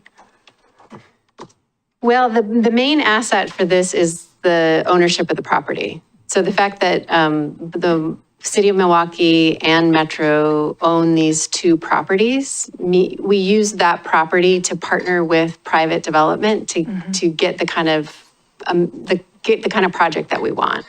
And we do that by trading the property for an agreement that lays out the kind of design that we want and the kind of things that we can get. So we use that leverage to get the kind of project that you want to see.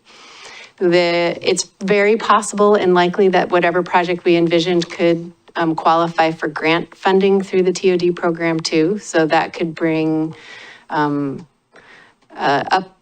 $250,000 of grant funding plus any innovation bonuses. We have innovation bonuses for climate, equity, and innovative building techniques.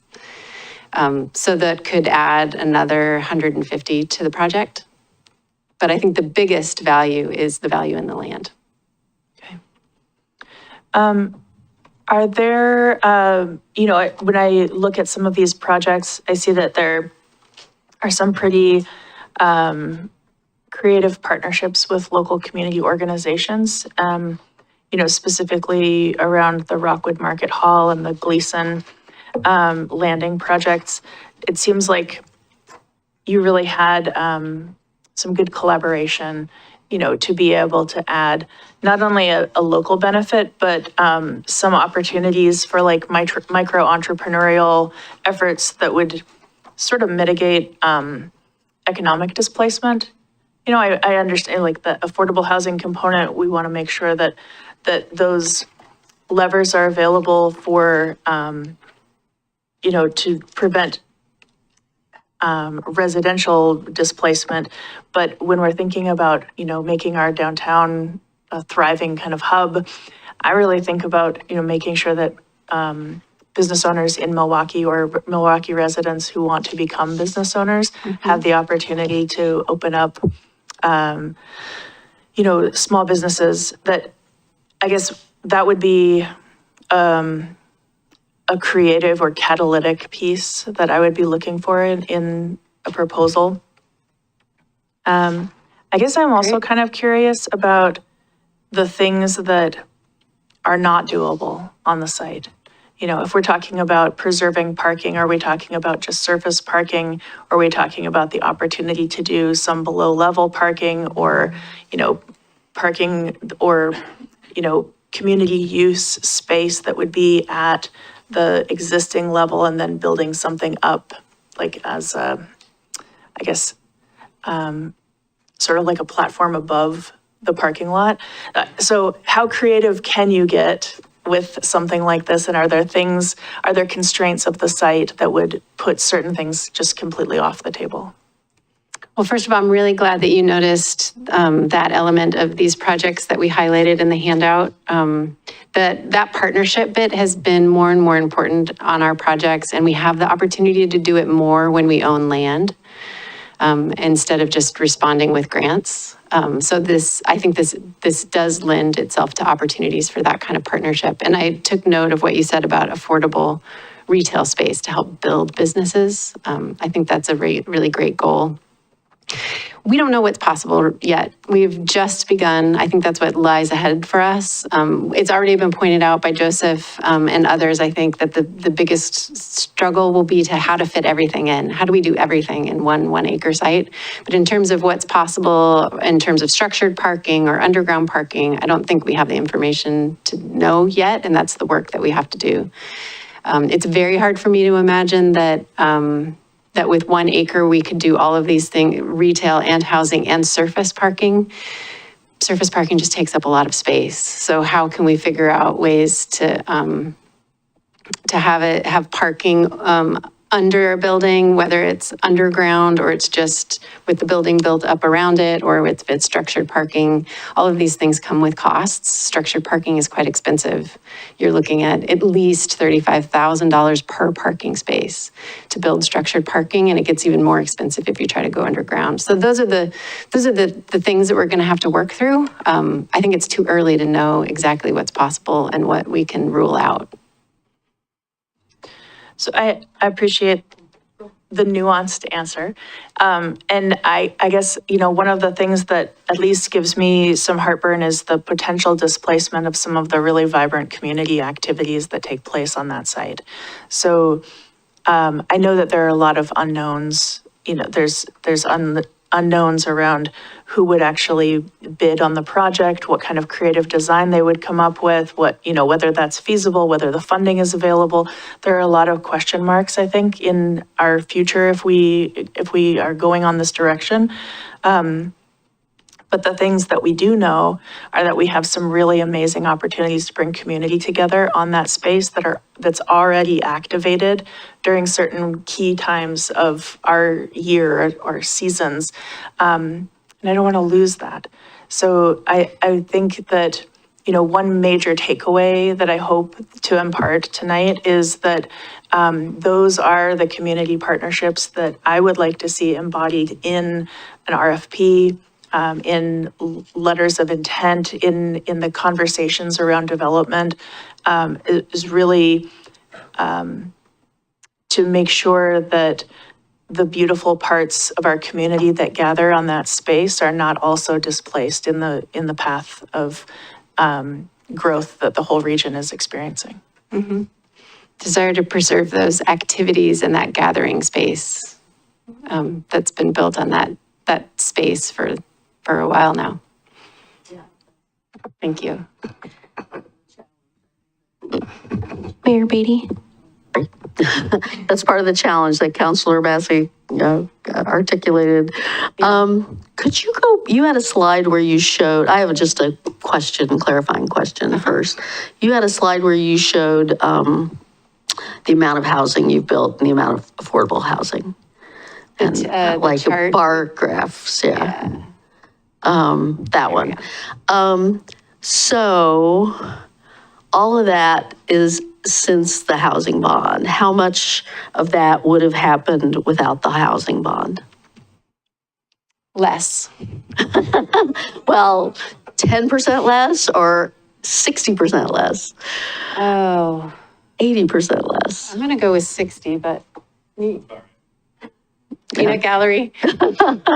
Okay, so we don't have that income anymore, the regional, right? Yeah, the Metro's Affordable Housing Bond, which passed in 2018, you can really see the ramifications of that. And it has increased affordable housing production around the region. And now it's largely assigned. So those funds are either assigned to projects that are under construction or have already been spent. So yeah, we are at a place where we don't know where the future funding for that is locally. The state continues to have available funding for affordable projects. We have to compete as a region with the rest of the state for those funds, but they exist, and there's a lot of talk at the legislature about supporting those and keeping those and increasing funding in those areas. So again, that's going to be another challenge is the funding environment. I think we've got time to position ourselves and work on the design and the priorities of your community and putting together the RFP. And we can simultaneously be starting to have conversations to understand what's going on with developers. We do have a lot of relationships that Metro can bring to the table to start talking with folks to understand the world they're operating in and get the timing just right. So I'm not going to make any promises either about when we can do this. But I think it's great and exciting to get started and make sure that we time it right so that you can get what we want. So my own personal view is I wish we'd waited a year to have this conversation. I think we just saw, Freem open. We've just seen this big bump in downtown. We have other new businesses in and coming in. I think in a year some of that, that lot was full the first week Freem was open. The whole lot. It's not quite as full now, but still pretty full. I feel like we will have a year from now, we will have a better sense of, sort of what our parking situation is and what the demand is and what other alternatives we have. I am also really concerned about spending staff time on this before we finish Sparrow. I would put Sparrow definitely as above this as a priority in my book. So to the extent that it's drawing the same staff to work on it, that's my feedback. I do think, there's a public conversation to be had and maybe starting that sooner rather than later is good. It seems weird to me to be talking about hiring putting out an RFP and having somebody to design something. I don't think we've had enough public conversation about what we want that to be. Those are my thoughts on that. Yeah, and if I could just add, and Aaron and I have been speaking about this too, is the time, this is years off. This is going to be a process where the RFP, being at a place that having an RFP, correct me if I'm wrong, is still ways off. We still do need to do a lot more information gathering, and over the next year, I don't want to get out ahead of the conversations between us, but yeah, there's going to be a lot more engagement, a lot more information gathering. So I just want to speak to that, Mayor. And also, I just appreciate you being considerate of staff time, really do. And I would say we're on the same wavelength when it comes to that. And the RFP for Sparrow is going to be going out likely next month. It's on track. So that train will be rolling one way or the other. Metro is absolutely not in a rush on this. We're here to be a partner with you and to go at the right pace for change. Okay, thank you. Mayor Beatty, Councilor Cosrabati's had his hand raised for a while. Okay, Councilor? Thank you, Nicole, and thank you, Mayor. And I apologize ahead of time. I have a bunch of little ones, family little ones around, so if you get those voices, it should make you smile. Forgive me. My question is really on Councilor Stavenger's point and on the mayor's point as well.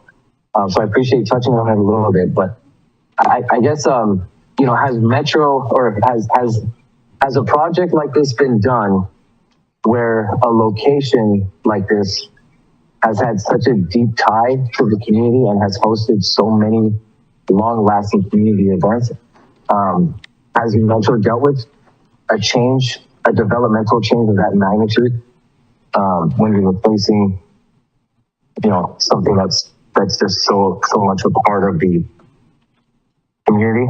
Because I mean, even a year, I think is, you know, that's still quite a big shock to the system, because that location has been so significant in Milwaukee. So I know development is inevitable and probably most likely eventual, but I'm just curious if Metro has done a project similar to this, where there's a lot of sensitivities around this location and ensuring that we do this right, taking that into account in the size of our community. Well, Metro has been involved in the creation of new community spaces for gathering. I think Rockwood is one example. It provides a good deal of affordable housing, but also is built around a plaza and a food court. So it is all about community gathering in that location. I think the Round is another example. We were involved, it's been a progression of several projects, but it created, where none existed before, a gathering place for the community and a kind of a new part of their downtown that didn't exist before. So I think there is a lot of power with urban design to create kind of new active spaces. I think there's an opportunity to give this community space even more amenities and connection to downtown than exists currently as a parking lot. And I think that the addition of housing can actually really help enliven housing, and retail businesses can really enliven a space. So I do think there's a lot of potential to continue to be the important living room that this area is for Milwaukee, and to build on that energy and make sure those activities and gathering places can still exist in a new, improved way. Right, absolutely, and I appreciate that. I just look at the amount of activities and community events that have to be relocated, right?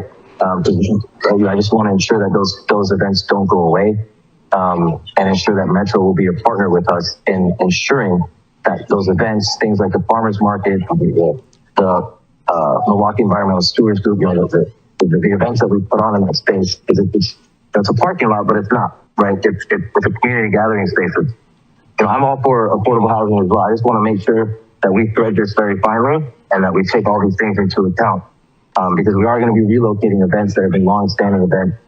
Other events like the Bean Cherry that our arts committee worked so hard, and relocating that is not going to be easy.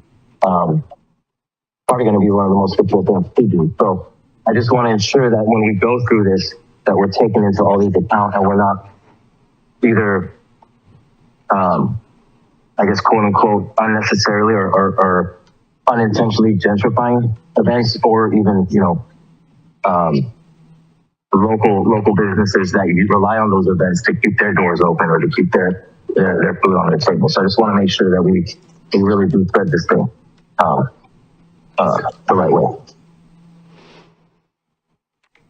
Yes, Metro is very interested in being your partner on this and taking the time that it needs, working with all of those partners to find them places in this new space, the new reimagined space, or to help them relocate to others. It's clear how important this is to the whole community of Milwaukee, and we want to be a partner in helping find good solutions. I'm going to call on the council president, but I also, for the public that's here, if you would like to make any public comment on this, please do fill out a yellow comment card from the table over there. Okay, Council President? That sounds good. Thanks for coming here today, Aaron. A quick question for you. Do any of your other TOD sites include structured parking? Tuck under parking. We have several examples of that. I don't think we have any podium, right? Yeah, we have. Well, we put money in Axle Tree over here, which is the mechanical part. We have podium and Gleason Landing, one of our sites. We don't. A lot.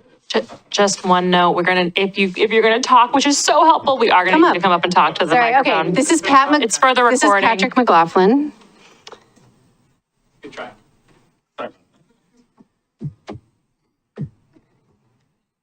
So was the question which TOD sites? Have structured parking. Structured parking. Well, I mentioned the mechanical parking at Axle Tree, which has received grant funding. Podium at Gleason Landing. Several have podium and tuck under. Almonica has tuck under. So this is where essentially the ground floor is the parking with the housing built on top of it. But as far as like multi-floor structured parking, I don't think we have anything that tall or dense. Okay, that's helpful context. The mayor made a point about the housing bond funds lapsing. I just wanted to square this with something you said earlier, Aaron.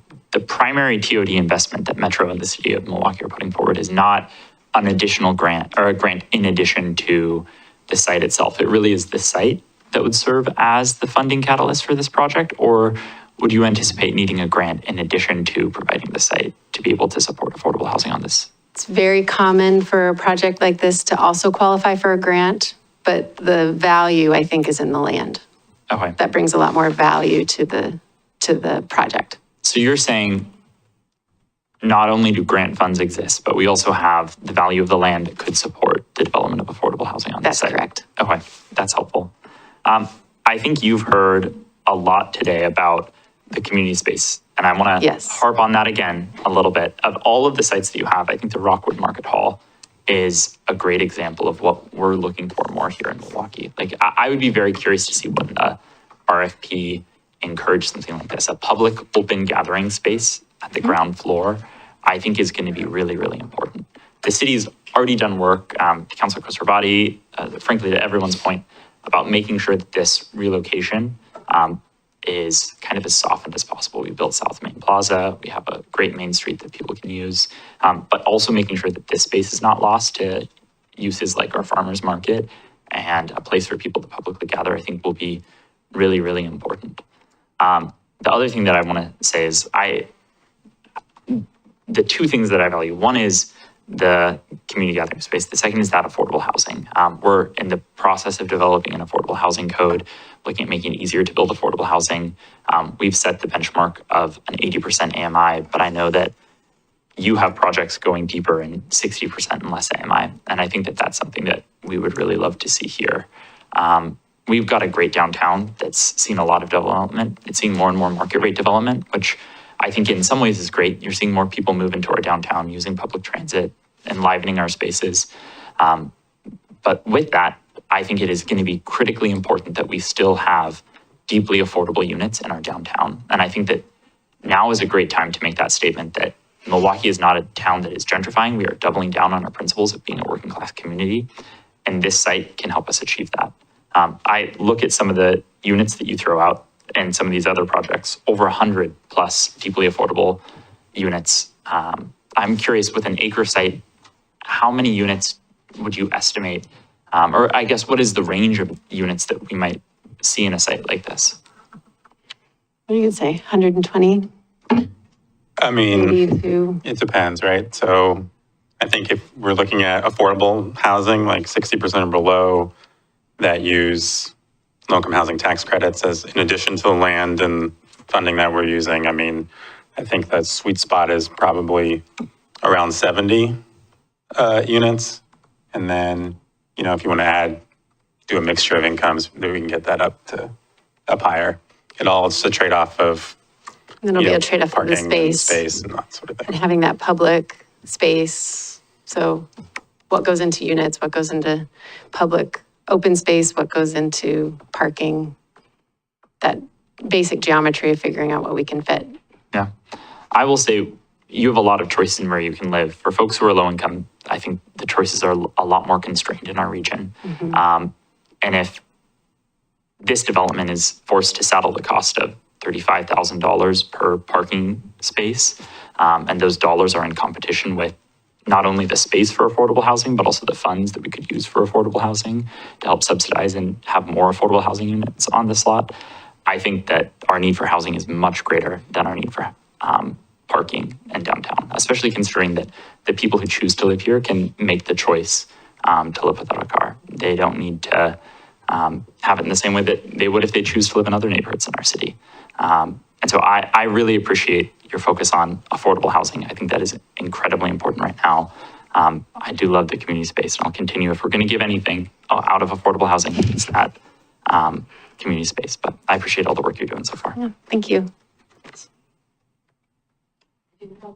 I do have two. Sorry, one more question. I looked at my notes. Timeline, do you have a sense of what a timeline might look like? I share the mayor's concerns about this overlapping with Sparrow, but it seems like we're not talking a matter of months, we're talking years. What would that look like foreseeably? I think as Aaron alluded to, it kind of has to make sense for us as a community of how fast we want change. I would say we're years away from anything happening on that side. Easily, Yeah. even if we moved fast. Yeah. So 3 to 5. we haven't made decisions on this because we wanted to come and talk to you and introduce ourselves and really get started. So I think there's a lot of flexibility in what's possible. I think a development process typically 2 to 3 years. Okay, thank you. I do have two public commenters. Any last comments or questions from staff? From council? Quick question. A lot of the projects that you've done have been in dense urban areas, but some of them have provided a little bit more space for the actual construction than what our downtown would actually provide. So do you have any thoughts around the impact of the construction to the downtown area?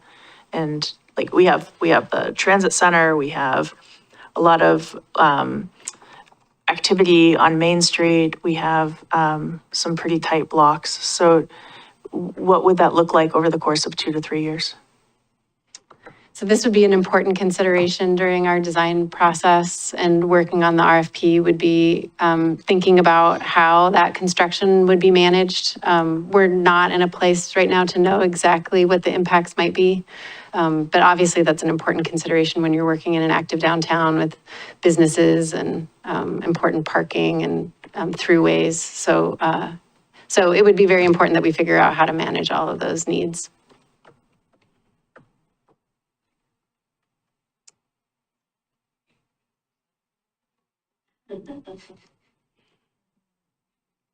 Okay. Council question about any? No hand up? Okay. Well, that is. Microphone, Mayor. Pardon? Microphone. Oh, thank you. Sorry. So I'll say it again, just for his benefit. Councilor Koster-Body, any further comments? Okay. Was that a no? Okay.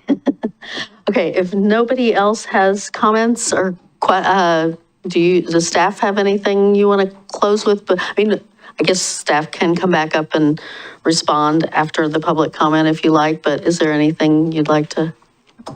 No, if we don't get a chance to come back up, just thanks Metro for coming here tonight. Appreciate your time and being a partner in this. There's going to be a lot more engagement with the community and each of you. So, and we also own half the lot, so. We do. Joseph's winning the polite award tonight. I will say that what would be helpful after public comment is hearing a little more direction from council just on, it was helpful, Mayor, to hear you say your, thought of, we probably should need to wait a year. And I think that we are kind of trying to we want to make sure we're going at the speed you're directing us to go. You're absolutely right. We have a very busy community development team who have other projects they're engaged in. So I do think it'd be helpful to kind of wrap this up with some comments from council about sort of what you'd like to see next. Are you cool with us just running with those next steps and then want us to come back in 6 months? Or is there some other timeline you'd like to provide some direction to staff on tonight? Okay, we can do that.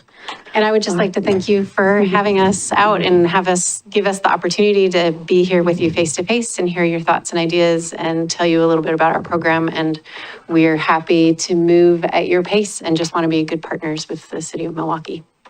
Thank you. Thank you. All right, commenters, I'm going to hold you to 3 minutes because we still have a public hearing yet to do tonight. David Aschenbrenner, who was on the committee back in 2007, I will say. Yep. Council, folks from Metro. Well, here we are, another discussion about the parking lot. A couple questions I have for Metro is what's the lot size of the Rockwood and the Round? Are those 1 acre developments or are they multiple acre developments? That's my first question.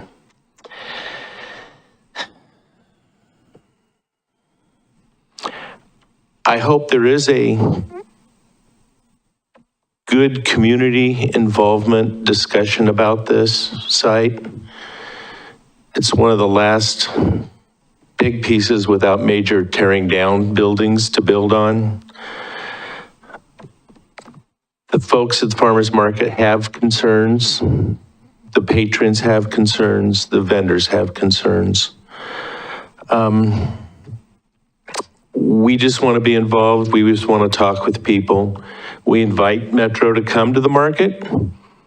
I hope some of the engagement will be at the market with the community that comes to the market, and with the other organizations that use the site. Other than that, I'm thinking I'm not going to say much else right now. I can't speak for the board. The board has not actually, or the board of CMI has not actually had this discussion, haven't been presented anything other than we heard that this meeting was happening today. So we're not ready to take positions on anything. We want to stay there. We've been there over 20 years. The community likes us there, but we'll see what happens. Any questions?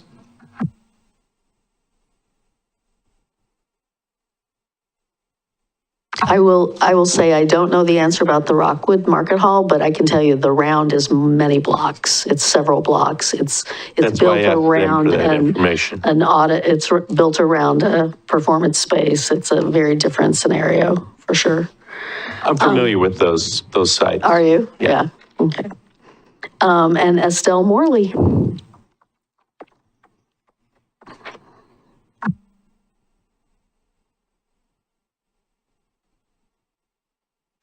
Hi, folks. My name's Estelle. I am a local resident here. I live over at the Waverly Greens Apartments.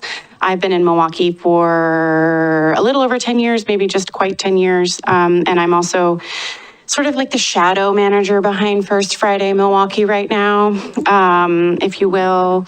I wasn't going to speak initially, but I just felt a little compelled, especially after Rebecca and Will spoke and Robert,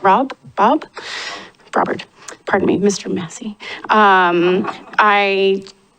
I felt a little compelled because I just want to underscore the importance of affordable business fronts. And I want to underline the fact and highlight that there's still 2 empty business fronts under the Axle Tree building that have been that way since, there's still literal like gravel on the floor of those business fronts. So, we still have opportunities to fill business fronts before we build new ones. And I want to highlight the fact that that is a really important community square, basically just echo and underline everything that you all have already said. It's integral to downtown activation.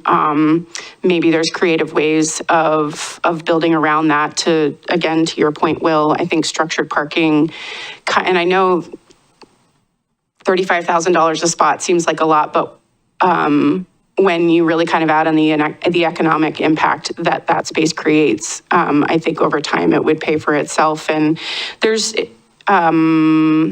examples like on Hawthorne in Portland, we've got New Seasons Market as well as the Fred Meyer. They both have rooftop parking, which allows for the entire bottom floor, 2 floors to be used for whatever purpose. And then you also have a rooftop place to hang out and watch the beautiful sunset. So, you know, maybe move parking up. And this is coming from someone that really doesn't want cars to be around, period. They're a bane.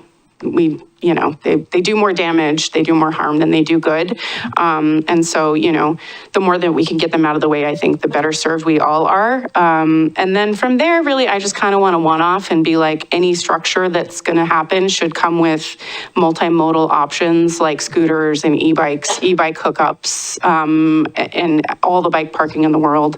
And then just reiterate that we should definitely have more public input on this. It shouldn't, you know, even if it's, you know, Google Forms or polls that you can put online, you could post on Instagram, like just getting all the input that you possibly could on this project, I think is only going to serve you in the long run. And then from there, I just want to recommend a book.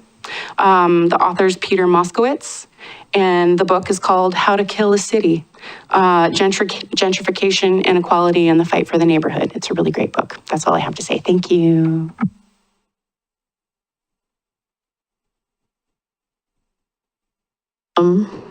Okay, that's all the public comment. All right, I guess they put up the slide on next steps. I don't personally see anything inherently wrong with these as next steps, although I think the community engagement should be the top first. But I don't know if you're wanting more than that, Emma, from us? No, I think that's helpful. I mean, I think what I'm gathering from this conversation today and from the amount of staff work on this project and others, that we probably won't be coming back to talk about this project probably till the end of this calendar year, if not early next. And so I just want to make sure that that's not misreading your direction and you're hoping for an update sooner. His goose has flown. The council president. I should have just left it up. I think that this is kind of related to this, but I'm sorry, Robert, I'm not talking about something slightly unrelated. I really want our city to be focused on a land banking strategy where we are able to have a continuous turnaround of land banking projects. And I think about this as after Sparrow, the next real land banking opportunity. We have this lot, we are ready to move. We should absolutely do a robust public comment period and have those discussions. But I want the city to build up the muscle of being able to do this type of development and do it in ways where we don't see, I think about the Sparrow site, where we have had that site for years. And I worry, I think it is fair that we need the time to have our staff do a handful of other projects, but I think making sure that we're building into our staff capacity in future budget cycles, not only the funds to acquire sites to continuously land bank, but also to have these projects turn around to continue to see affordable development in our city. I think we'll talk about this more in June, but that is in the back of my mind as we think about this.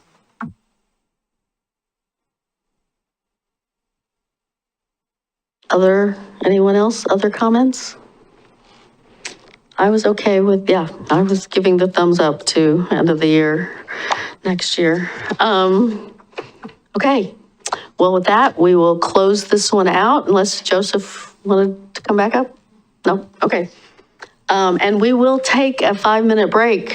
It's been a long evening, but we still have a public hearing. So come back at 9:10. I guess that's an 8-minute break.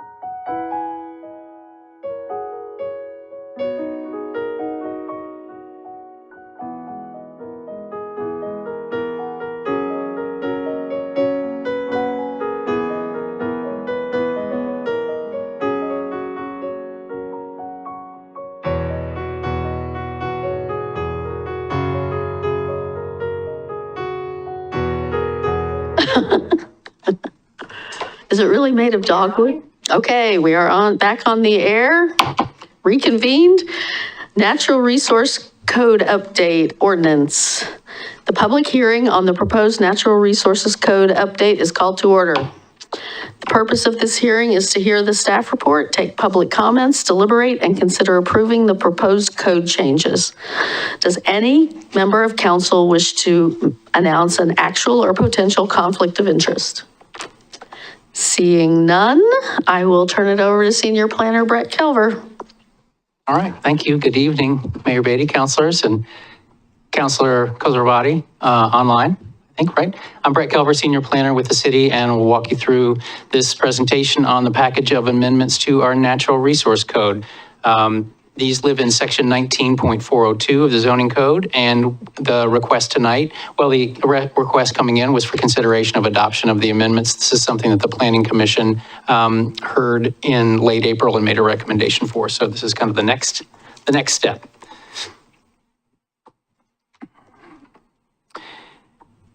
And so just as a way of background, kind of when we look at the city as a whole, what we have primarily as our primary protected water features are the Willamette River. We've got Johnson Creek on the north, Kellogg Creek on the south, and then kind of an assortment of some tributary streams and wetlands in the middle. And the natural resource regulations that we have distinguish between two types of resources.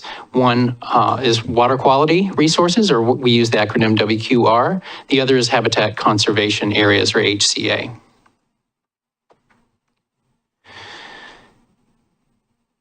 So there's a lot of overlap of these two areas. When you look at the map, you see both those WQR and HCA layers kind of cover over each other. And just for purposes of one example, this is the site, this Dave's Killer Bread building, and this pond that's kind of on the Oregon Tool or Blount site.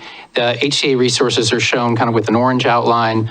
The green is showing the WQR resources, and when there are wetlands, they're shown with kind of a patterned bluish color.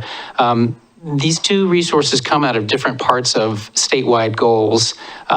There's a particular goal, Goal 6, for water quality resources. These have been protected in our code since 2002. And that Goal 6 relates to quality of land, air, water. These are what we consider kind of the most highly protected of those natural resources. They, because I think, the way I think about it is because there's kind of a quality element. There's not a whole lot usually that you can do in terms of disturbance in these areas that doesn't require some kind of qualitative discretionary review. Can I ask, is that pond connected to Minthorn Creek somehow? I'm not entirely sure what all of the hydrology is there, but I think when we look at the whole map, I think there must be some kind of water connection I get the creeks confused, but that water body that's coming out of the Three Creeks area that runs kind of through our business industrial area, it gets channeled in some different ways, but I would expect that it's probably connected somehow. I guess why I was asking was, Minthorn is running, behind a lot of the businesses, and that's in front. So, but is a pond, if someone builds an artificial pond, does it get WQR protection? Not necessarily. I think the definition of a primary protected water feature has to do with either it's very clearly a river or stream, or there's some kind of an area of the drain shed. Like what amount of area is draining into that feature. So I think someone just digging a pond on their property, I don't think would be automatically creating a protected water feature. Okay, thank you. All right. Well, just to kind of move on through this, the HCAs are based on a different statewide goal, and they relate more to habitat. And they came into our code about a decade after our water quality protections, and the regulatory climate had evolved a little bit, and there's an element of clear and objective review that got implemented with the HCA rules. So an acknowledgement that there was an interest in having some kind of a, can you meet these standards? If you can, good, you can do a thing, that got implemented with the HCA rules. That wasn't a part of the water quality resource rules. And so what we wanted to do was, I think, not so much an overhaul. We're certainly not overhauling this code, but as we've worked with it over time, we've noted aspects of it that could stand to be improved a little bit. And we identified a couple of specific goals for this project. One was to try to better integrate it with the tree code. We do have some new requirements that have come from the state related to the effort to promote housing or remove or lower barriers for housing. And so this kind of question of establishing a clear and objective path for some disturbance of those more protected water quality resource areas is something we need to look at. And then it has given us an opportunity just to look at some of the methodology that we have for amending the natural resource map. And so that's, those 3 points have been our focus for this. So jumping into the first one, just a couple months ago, the council adopted some updates to the tree code. So I think you're familiar with that. And you'll recall that the tree code applies primarily in residential areas. And one difference with the natural resource code is the natural resource code deals with all zones. It's kind of all across the city. If you're a protected resource, no matter what your zone is, the natural resource rules cover it. The tree code is primarily measuring or focusing on tree canopy, and that is a factor with the natural resource rules, but the natural resource rules are kind of more interested in looking at disturbance. Are you disturbing a resource, and if so, how and by how much? There's also some distinction in the tree code between development situations and non-development situations. Again, where the natural resource code is more concerned with disturbance, there are some cases where we are trying to eliminate or reduce as much as possible redundancy. So having people have to go through two processes when it seems like one would suffice. And where we identify there was the best opportunity for that was in what we would consider non-development tree removal situations that the tree code would handle. And so we have proposed some adjustments to both codes. So that's why you see there's a little bit of additional tweak to the tree code, even though you just did some, the big overhaul a couple months ago to kind of get these things in effect at the same time. Primarily that has to do with trying to pull some of the previously exempt tree removal situations in the natural resource areas into kind of an administrative review, which they would have to do anyway if they were on residential properties. On the second point, again, I've noted that there's a charge from the state to establish some kind of clear and objective review path for new housing where there might be some water quality resource disturbance. Now, let's see, am I on the right? Hold on, let me get my notes in.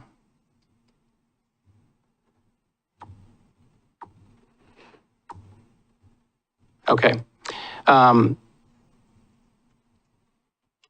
We are allowed to be narrow about that because, again, we have always considered the water quality resource areas to be the more highly protected ones that usually require some discretionary review. And so this charge to start allowing more disturbance there has felt a little uncomfortable because we're trying to protect those areas. We are trying to balance the housing interests as well. So I think we have tried to stick fairly clearly with just opening the door just a little bit with respect to this type 1 administrative review process that we've been asked to look at. And so I think the example or the proposed language that we have in the packet is we've tried to make it somewhat similar to the clear and objective path that is in the current code for HCAs. And that is there's a little bit of formula, do a little bit of math. The more your site is burdened with natural resource, the greater the chance that you'll be allowed to disturb some of the resource because there's an acknowledgement or recognition that you're not starting with a lot of room to work with. And so we try to integrate that kind of thinking with the path that we've established for water quality resource disturbance. So, for example, we've kind of set an overall maximum disturbance that would be allowed as 800 square feet. And even to get into that, you would need to be a site that already didn't have more than 1,500 square feet of non-HCA. So the idea is you're already starting with not a lot of area to work with. And even when we do the math, you're still not going to be able to disturb that much of the water quality resource area. Some of the other parameters that we've suggested have to do with, are any native trees going to have to be removed? How close are you to the top of a bank or the edge of a wetland? What's the quality of the existing water quality resource area? Is it good? Because that's our highest level. So be curious to hear your thoughts about that, but that's the structure we proposed for this path. And what percentage of the WQR is graded Class A? That I do not know. I mean, It's a lot or not well, that much? I don't know, and I don't know that we know, because I Okay. think with a lot of this, it's about assessing the existing condition of that specific area. And so it has to do with a percentage of tree canopy and vegetative cover in general. So So we don't map that. I don't think we have an That is looked at inventory. site by site. Right. Somebody has to hire somebody to do some sort of rating. Right, we would have to assess that kind of on a site-by-site basis. Yeah. So some of the other changes that we're proposing are ones that I think they're discussed in the staff report, and I think we covered some of these when we had some of the work session with you back in November. One, we had talked about this residential cluster option that was put into the code back when the HCA rules came in 2011, and our assessment is that the changes to adopt more the middle housing code, which allow a lot more flexibility of housing type, have essentially made it unnecessary to keep that particular little natural resource variance in the code. We've also tried to just kind of make some of the mitigation requirements a little bit more consistent with each other, because we've made some changes to the process of review for subdivision, reducing it from type 3 to type 2. There's a parallel review level for partitions and subdivisions that involve natural resources, and one of the recommendations we have is we're suggesting kind of lowering those process levels to more match the level of review that's happening now for partitions and subdivisions. And then kind of a late addition to the package was an attempt to establish some kind of an exemption for small disturbances in water quality resource areas for like outdoor furniture. If someone wants to install a bench or maybe a small picnic table, right now we have an exemption in the code that says you can do that as long as you're at least 50 feet away from the top of the bank or the edge of the wetland. And for some situations where there may be some interest in bringing people to experience a natural resource, it seems like, well, close to the edge of the stream or the wetland is maybe right where I want to bring people so they can start to enjoy the resource with minimal disturbance. And so we proposed some language to add on to one of the exemptions that's in the code right now. And I need to note that these kind of purple highlighted areas of text are things that when we published the ordinance on Tuesday last week, the draft of the code that went out did not include these two added sections. One was just the addition of the words at grade with respect to how are we considering impervious surface, and then just kind of an additional sentence to clarify that where this exemption is allowed, it still needs to be understood that you're restoring any temporary disturbances. So just, I don't know if I did that right for the city recorder's office, but just highlighting that those are things that are in the packet that you got that was published, I think, on Friday that were not in the ordinance from last Tuesday. So just to be clear about that. And I'm curious to hear any discussion or questions you might have about that when we get to it. I'm not sure it quite captures everything we were trying to get to with this, so we may want to talk about that a little bit more. Then the last area that we were working on was just, I guess we kind of improving the map or the mapping methodology. And this is primarily with respect to the habitat conservation areas. When we adopted that part of the code, the information that we got was delivered by Metro. They did it for the whole region. It was a very kind of high level assessment of where areas were. There was a lot of reference in the model code that we got to certain maps that were being maintained by Metro, or we thought were being maintained by Metro at the time, that as far as when you needed to do a detailed verification of an HCA boundary, you would have to, the code would steer you towards looking for these different maps that just really aren't available anymore, and didn't really seem, once we looked at it, necessary for what we're regulating here. So we provided kind of some recommended language to just kind of clean that up and make it a little bit easier for people to navigate through that mapping process. And then I think we're also just taking the opportunity to confirm that the relationship that our natural resource map has with our formal zoning map is one that continues to work. One of the concerns when we adopted the HCA rules and did that update in 2011, 2012, we wanted to make it clear that because We knew there were some inaccuracies with some of the particularly HCA data that we got from Metro. We wanted to be able to clean up the map as people did projects and were able to kind of field verify where some of the resources are. And we didn't want every time someone did that kind of change to have to come in and do a formal zoning map change. So we wanted to maintain a little bit of separation, but still have a relationship. And I think the point I wanted to make here is just that when we reassess that, I think we think that that's continuing to be an appropriate and adequate way to work with the code there. So in conclusion, I guess, this is a legislative amendment process. It's a legislative hearing, and we have kind of looked at and put in the recommended findings, all the different things that are to be considered in terms of the approval criteria for these kinds of things, looking at our comp plan, looking at Metro policies, state, and any relevant federal rules. And so all those things are addressed in the findings. And so that kind of leaves us with the standard decision-making options that we have for you here. So one is we provided kind of the recommended amendments with those findings. You can adopt those tonight if you so choose. If there's some, through the discussion, if there's some amendments or some adjustments you want to make, we can do that, and we can adjust the findings as needed. If we decide that we need a little bit more time to kind of workshop a few more things, we can look at continuing the hearing, or technically you could deny the request to make the amendments. So with that, I think I'll just ask if you have any questions or you want to go back to anything. So per our script, I have to ask you about correspondence, and you distributed a piece of correspondence that was submitted to the Planning Commission.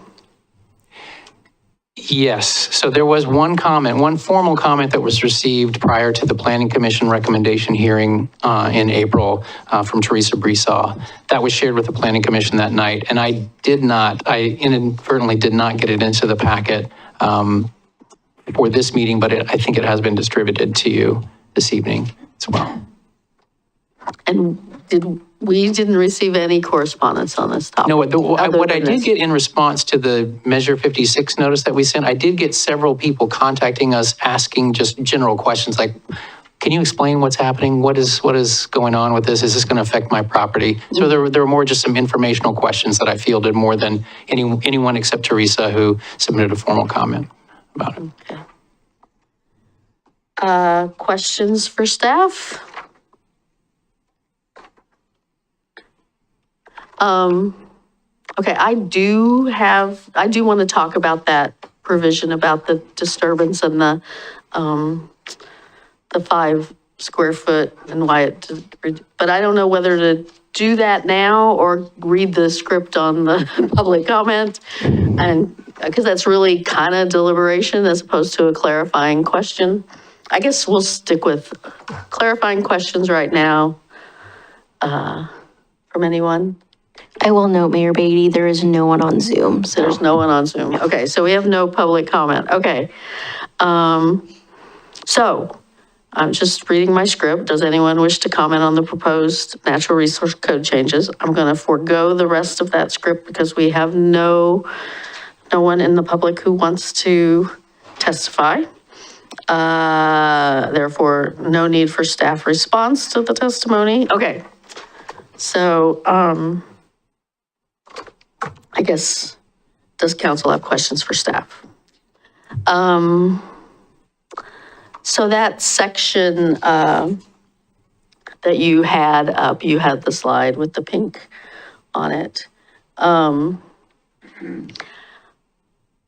wanted to ask, so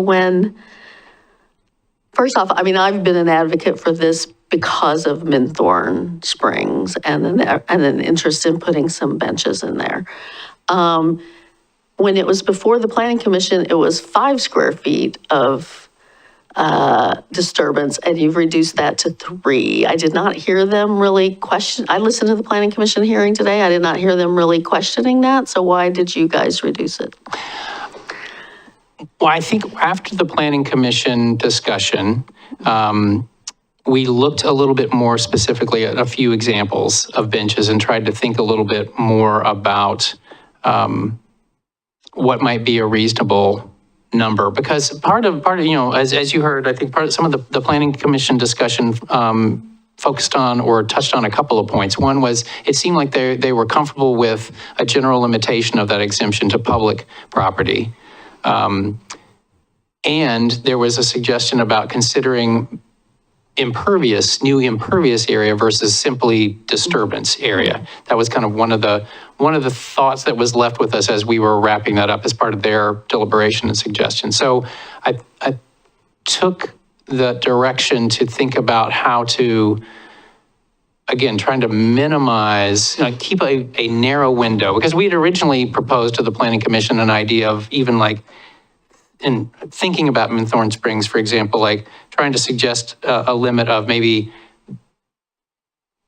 I think it was maybe 2 pieces of outdoor furniture per 100 linear feet or something. So we talked about that kind of thing as a way to keep people from just like putting bench after bench after bench next to each other.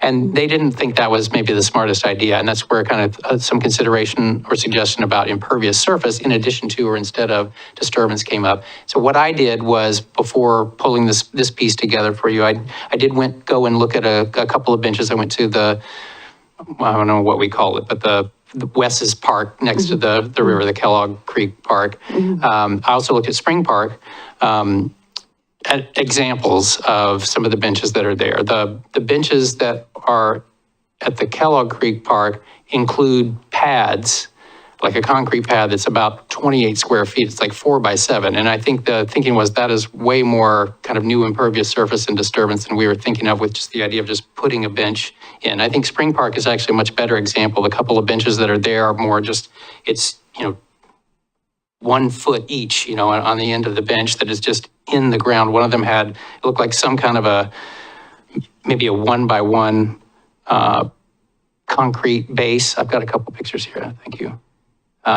So here, for example, this is a picture of a bench similar to one I think the mayor sent a picture of. This is the one on the left is at Kellogg Creek Park. And just for what it's worth, at Dogwood Park, this one's on the sidewalk. But I was also just looking at styles of benches to see kind of what the feet were like. In Spring Park, there are 2 examples. The one on the left had, when you dust around a little bit the feet there, you could see there was about a 1 foot by 1 foot concrete kind of footer that was buried in the ground that the post was in. The other bench, the one on the right, that's the wooden bench, I didn't excavate a lot there, but it looked to me more like somehow it was pretty solid, but I didn't see the same kind of exposed concrete at the surface. So I'm not sure how those posts are actually in the ground. But these examples, I guess when I saw these, I thought, this seems more like what we're thinking of in terms of being able to minimize disturbance, not have a big pad. And so that's where I guess I decided to maybe revise down the disturbance figure from 5 to square feet, just to be a little tighter and a little more conservative that way. I was actually involved in the one on the left. I was the neighborhood chair when the neighborhood bought that and put it in.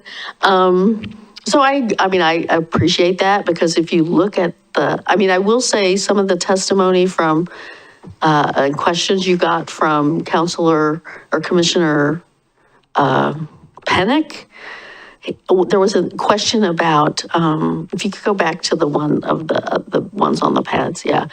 He asked a question about height or,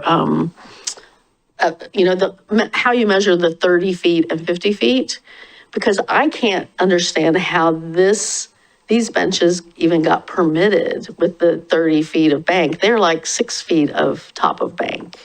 How did they ever get permitted to be put in?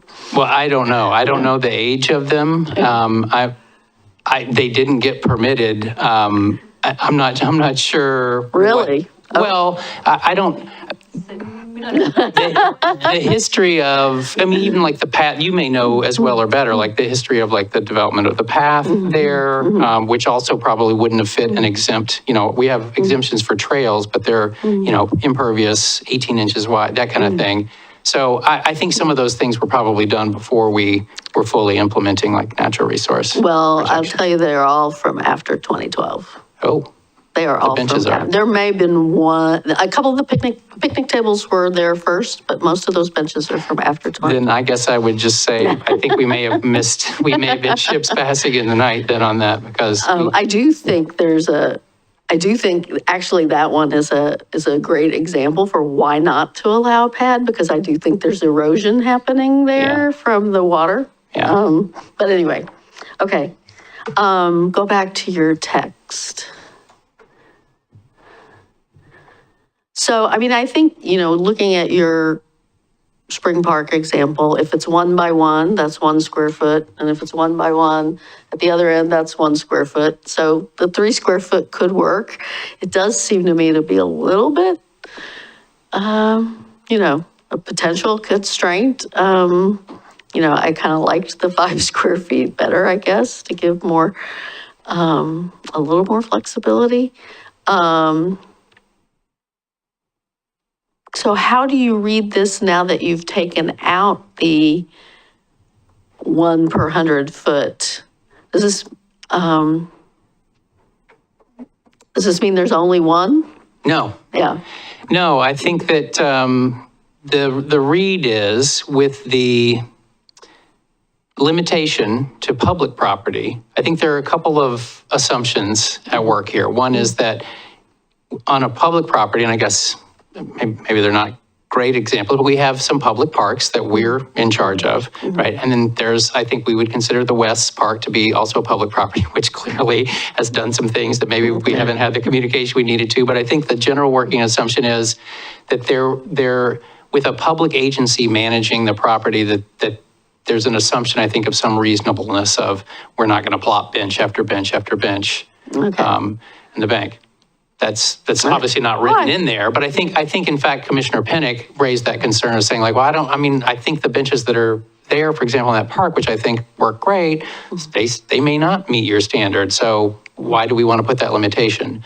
And so I think maybe some of the compromise was just like this defaulting to public agencies or public property and the management that would go with that, with kind of some sense of reasonableness about, rather than having a constraint of how many pieces of furniture per distance or per property, because obviously some property is going to be a lot larger than others. Right. Okay. So that gets us to the question of public property, right? So Binthorn is not owned by the city. Right. Or it's owned by a conservancy. So it is open to the public. There's no gates, it's open to the public 24/7, but it's not a publicly owned property. So how does that work with this language? It doesn't. I mean, yeah, I think that's a little bit of my own fault of not. I made an assumption that I didn't check because I was working with Binthorn Springs in mind for this whole thing, and I didn't think about the actual public ownership part of it. And so I think what we've been discussing today some is there an appropriate phrase or language fix that doesn't open this up in a way that we don't want it to, but that does kind of get at that target. And I think there's some question of, I don't know how many other properties like Binthorn Springs there are. I mean, I know that there's one near Michelle Park, there's Dave Green's, private property wetland, and then just to the north, but connected to it is another property I think is owned by the Wetlands Conservancy. So I know there are a couple of conservancy-owned properties, but I don't know how many other properties like that might be publicly accessible, and if there's some trouble with deciding interpretively what is publicly accessible. If I shop at Dave's Killer Bread and, I'm a member of the public buying, so can I walk around to the back and hang out at the pond or something? So there may be a little danger with opening it up without fully understanding how to capture what we want and keep out what we want. So I'm not sure what the solution is. So yeah, we tried to come up with a solution. I don't think we collectively agreed on a solution. And so we decided that we would probably need to continue the hearing so that we can do a little bit more homework on this one point so that we could come back to you all. I guess the thing is that we would like to know if there's anything else in the package. If you're good with everything else in the package, that would be wonderful just to know or not know, or know if you have any questions about that, but that we would come back and really just talk about this one thing that we think we need to work through the details of it before we get the proposed language tonight. Councilor Massey. Well, I'm going to circle back to the 3 square feet as that, You know, I think that would apply to those benches that we saw that had, single legs, on either end of the bench, but don't most benches have 4 legs? Actually, yeah. That's a And good so question. I'm concerned that we're painting ourselves into a box with this 3 feet thing. Well, we can paint ourselves out. We're at that place right now, and we can take a look around at some more benches and just make sure that we're getting it right, since we've got that opportunity. Yeah, like even your bench that's in, that was near the post office. Right. Like if you measured what it took to do both, right. To do the 2 ends of that bench, what would it take? Right. As opposed to, like one that just has a single prop up. Yeah. It's funny though, remember Eddie, and the reason we went with 3 is because we like that bench that you actually purchased so much. We're like, that's impervious. It's just got these 2 minimally invasive things. We're like, we want all the benches to be like that, but maybe we were giving that one. Well, I will tell you. It's a good bench. That bench has held up for, God, at least 15 years, probably 18, 19 It's a good years. bench, but maybe it's not the perfect bench for all situations. So maybe we need to stretch our wings a little bit on that one. Yeah, and I think I'm happy to defer to your suggestions, especially since if you were thinking of, in the work you've done with the Wetlands Conservancy for Minthorn, like what idea you had about what kind of a bench. I think, again, the idea was to try to stay conservative with respect to not allowing too much new disturbance. And so certainly not like a big pad, which isn't what you were thinking. But if you feel like 5 square feet or maybe even, I guess we can take some measurements and kind of figure out what's a reasonable, because I don't know if you were thinking of, if you all had some designs in mind. I have not seen any designs. I have had no role. If you were thinking in terms of installation of something, were you all imagining going out, digging some holes, taking some sacks of concrete, doing that kind of thing to make, okay. Yeah, I think so. Yeah. Yeah. Okay. Other issues anyone has? I think it's a good package, and I appreciate the, you're trying to clean up some tree code stuff and the housing piece. And so you were trying to do a lot there. So, yeah. All right. So I need a motion to continue to a date. Do we have a date certain?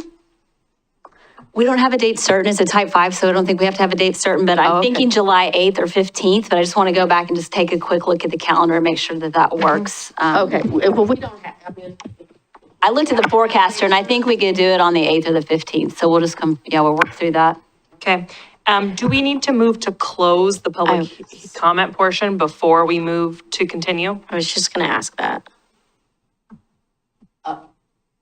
okay, well, let's do that. Yeah. If there are no more questions, I will entertain a motion to close the public comment part of the hearing.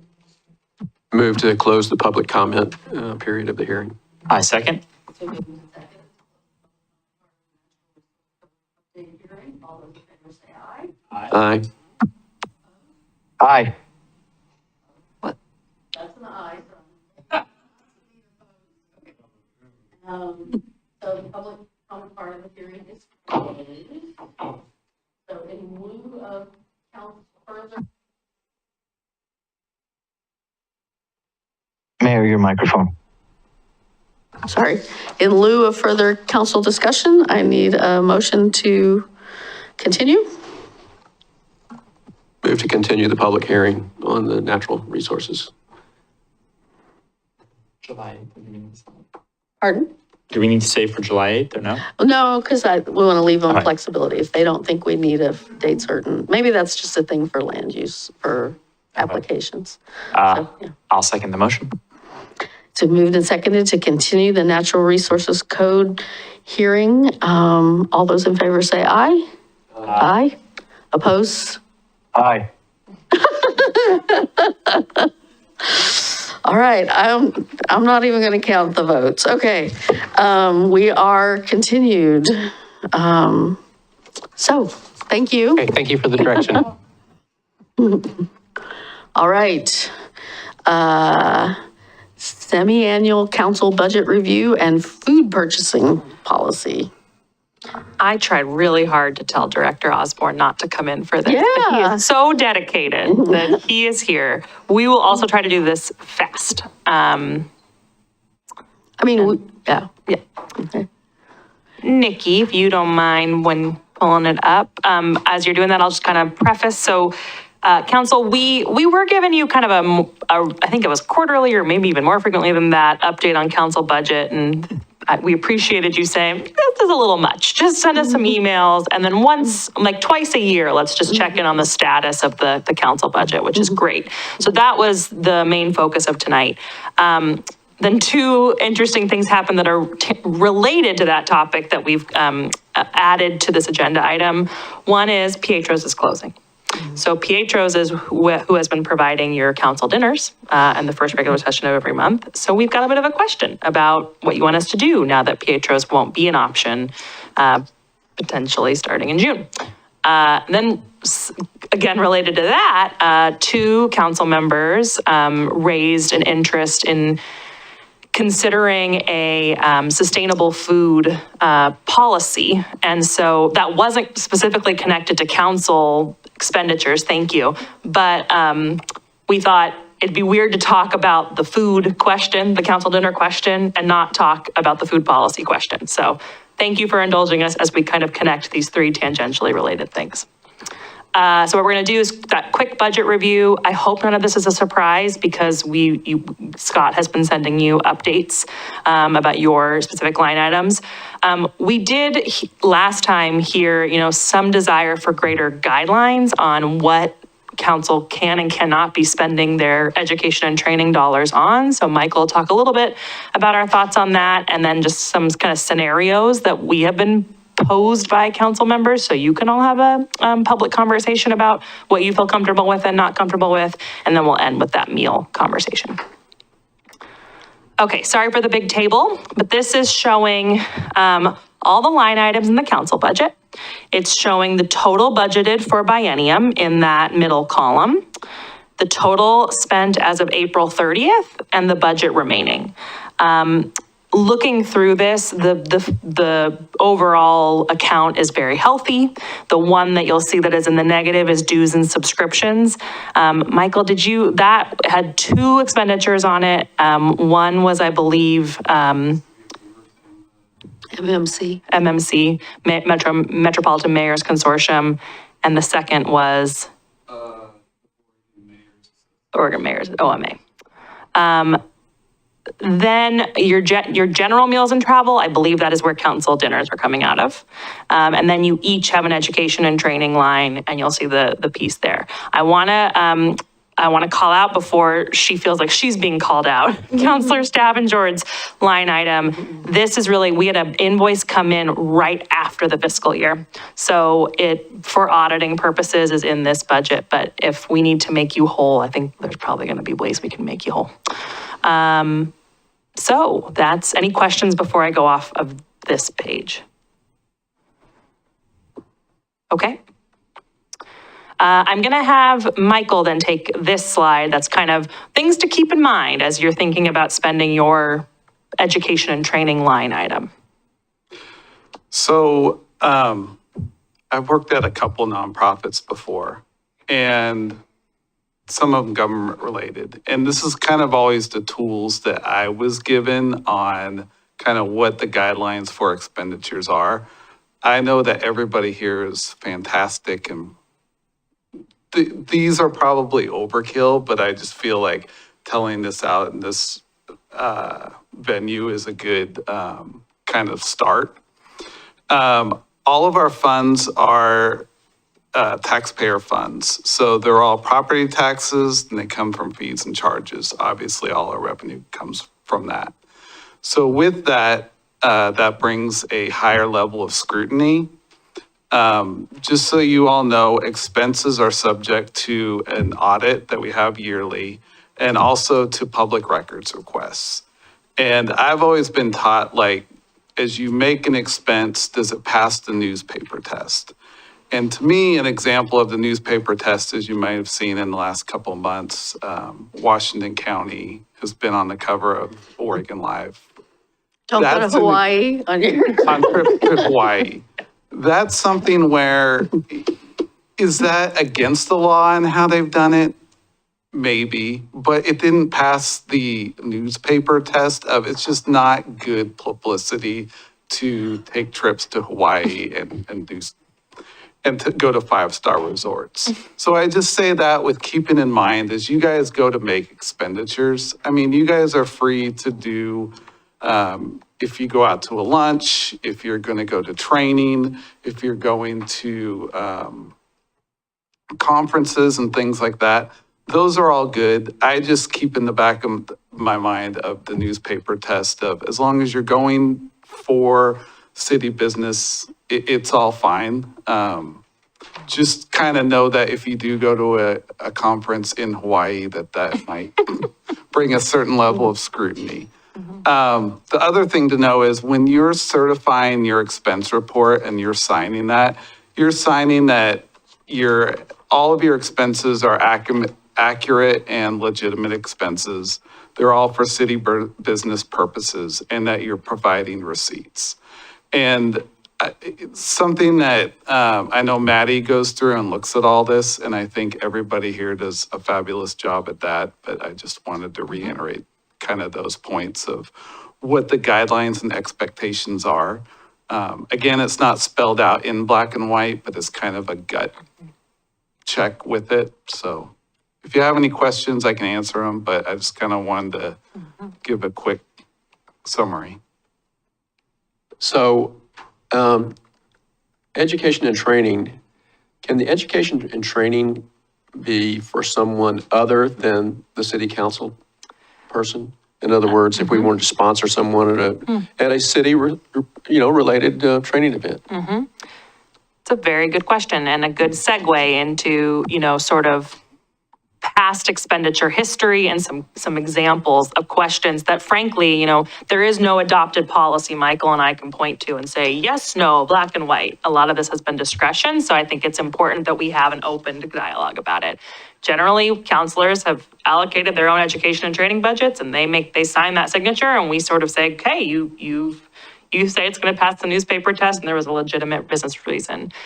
Really common examples have been conference attendance and travel for the individual constituent or stakeholder meetings and coffees or events that you're attending, attendance at events or fundraisers where you're there in your official capacity. And then an example of how Councilor Davenport has used her budget is to purchase supplies for the city that are related to a councilor-led initiative. So this was purchasing materials for the youth members of the boards and committees about youth leadership. Questions we've received. So I don't think I've seen in my time here expenses come in through this, but I have received asks from some of you. What about a mailer? So what if someone wanted to do a mailer that was, from the desk of Councilor Jane Doe? Would that be an appropriate use of education and training budget, or a use you would all endorse and feel comfortable with? What about printing for a counselor specific need or purpose? Mike and I, we've kind of shown you on the last slide the things that matter the most to us. The rest, I think, is really about sort of guidelines you want to agree to as a body of colleagues. So that was a really long way of kind of not answering your question, but there's some precedent of doing that. Yeah. What do you think? Thoughts? Everybody's too brain Too dead. tired. I mean, I will just say that, most of these make sense to me. I did, onto Councilor Massey's question, I did offer to fund a downtown business person to participate in the Main Street Conference. I did it a couple of years. Nobody ever took me up on it. But I kind of put the offer out there to pay for somebody's participation in the Main Street Conference, which happens in the fall, and is about downtown revitalization. That doesn't feel like that passes the newspaper test, I guess, in my mind. I mean, that feels like a legit expenditure of your funds, but yeah. I don't know, not everyone may agree, so. Council President? Yeah, I'm happy to give a little more clarity to the mailer thing that Emma was bringing up. In the legislature, at the end of session, we send out a mailer that says, the session is done, come to a town hall that we're doing to wrap up session. And I was wondering if I were doing a town hall, could I send a mailer that says, come to the town hall? Or do something to try and get people to come to a town hall or something like that. So I think that was the clarification there. Could you just put it in the pilot? I think there are creative ways you could do it, yeah. I think so, yeah. I mean, if it's your month in the pilot, you can easily do that. I don't think we would ever deny a council member wanting to advertise something in the pilot. And councilors there's precedent, including last weekend, of councilors hosting their own events. And we advertise those happily, so. How much space would you allow in the pilot, I guess, is the one that's the one problem I see. Not Yep. a whole page, not probably a half a page, maybe a quarter page. I would have to. Yeah. I would say business card size. Yeah, that's right. Here's an open house. Yeah. Here's when it's happening. Yeah. Please show up. 3 square inches. There's the calendar on the back too. I mean, Hey, There is the calendar. I mean, you third of probably a business more card. than the calendar, but, I mean, maybe this is I actually had a comment from somebody, from actually the folks in the Bike Milwaukie group who wanted to put their bike events in the pilot, and stuff like that. So maybe there's a bigger, I mean, yeah, I don't know, maybe this is a topic. I mean, to tease that out, I want to have a town hall where I bike around with Bike Milwaukie. Does that then become a city event? How do we, if we advertise in the pilot, what happens? Send it out in Jason's Friday email. I want to reach more people than just the NDA chairs who. No, there's a lot of people who sign up for that email list. I tried to join it when I was just a resident and Jason denied me. I want to point that out. And Jason, if you watch this. I will say still carry that with me. our new website, we are going to move to a better e-newsletter subscription, people can easily subscribe. So it will hopefully get easier to do those kinds of things. But yeah, I mean, I also think a litmus test I've used, but then also I think I said to Will when this exact thing, or Council President Anderson, when this came up, was I think we should have a group discussion is, I think there's also what are you doing in your capacity as a city councilor versus like a campaign capacity? Right. I think that's a delineator. But I do think, we can paying for constituent coffees or maybe paying for the refreshments at said town hall. I don't think we would deny, we don't have anything right now that would mean we would deny that expense.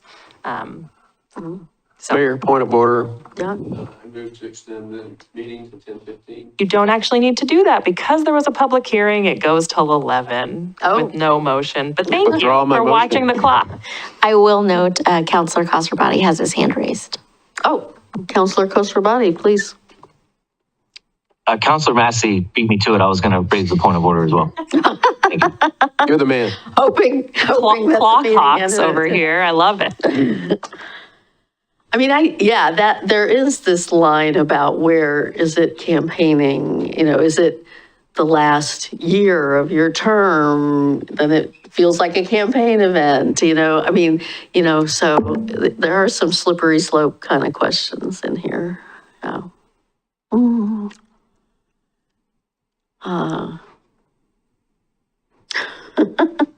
I think that's where the line that I would draw is if you were advertising the work that you've done or like talking about that, I think that's slightly different than saying, come to an event that we're hosting in your council capacity, which is, I would say both of which happen at the state level on publicly funded mailers.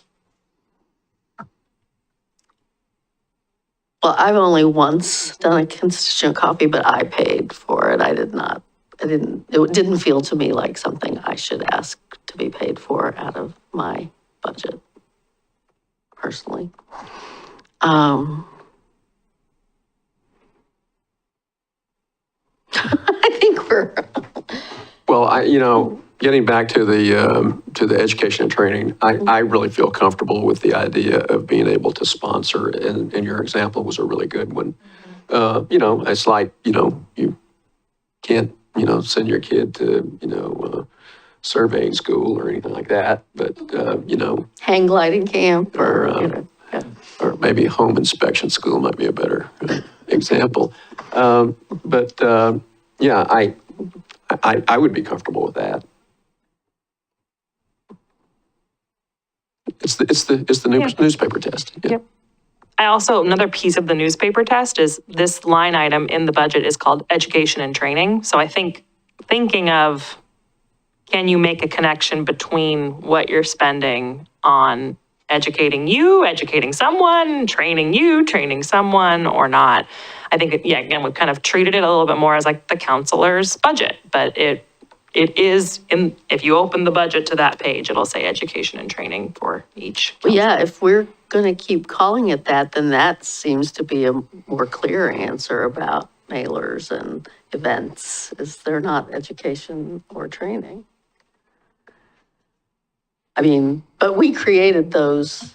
Mm-hmm. You can change them in the next budget. So we could change them and yeah, it's a, yeah. Well, the one that jumped off at me was attendance at fundraisers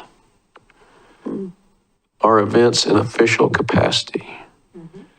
Fundraisers, I guess I would caveat that to say that, that would be a non-political fundraiser.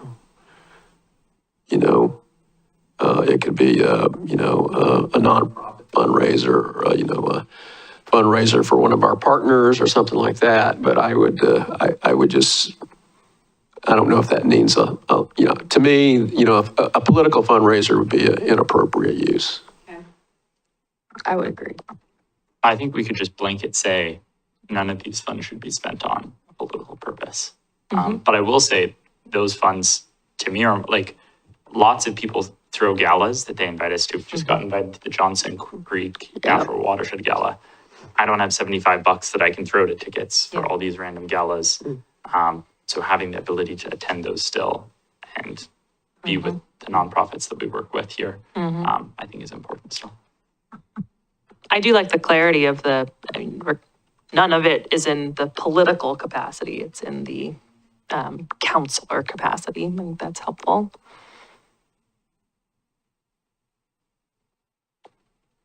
Do we need to expand this and include, a city advocacy portion, or does education and training have that in it somewhere? Yeah, it's interesting. And I don't know, Mike, if you know what the 588 that we've spent on advertising and publicity is, but I think there's that line item meant for, like, if you were all putting on a collective town hall and we were doing a postcard for that I think easily fits into that bucket. So there's clearly been some thought in this budget too. You might have some times when you want to promote something on behalf of the council. Would that be, let's say we want to go out for a bond as a city. There's a separate campaign that is happening in favor of a bond, but we want to have a informational and educational piece that talks about what has happened in Milwaukie Bay Park, what is being proposed. Would that fall under would that be allowable? I think it would. We'd have to be very careful about the educational piece, because once you get into actual campaigning, you'd want to have a PAC set up that does that. So we're not funneling public funds there, but I do know the city of Tigard, for their most recent public safety levy, did a informational mailer. Oh, yeah, the school district does several when they go out for their bonds, and school district, fire district, they all did them. Can I ask about the events? Sure. Is that where our participation in, say, the Clackamas Cities dinner on Thursday night gets paid out of, or is that paid out of our That is a great question, Education, Mayor, individual where accounts. if Scott were here, I'm sure he would know. He's the one that really helps code all of your expense reports. Yeah. The fact that it's zero makes me think that we didn't put our last CCA dinner, or was that last CCA dinner in the previous fiscal year? Yeah, it was the previous fiscal year. Yeah. I bet that's mostly earmarked for a CCA dinner that we host. That we host, that's what I would say. Oh, the one we host. Okay. Okay. The 600 for the Oregonian and advertising, I gave it away, is the Budget. Oregonian, it was the budget. Budget notice. Gotcha. Budget committee notices. Oh, okay. Okay, I know we're tired, so I think what I've heard is some consensus on no political utilization. In general, like, it's, at least for this biennium, we can talk about it through the next budget process, but it's education and training dollars. So really use that education and training litmus test. And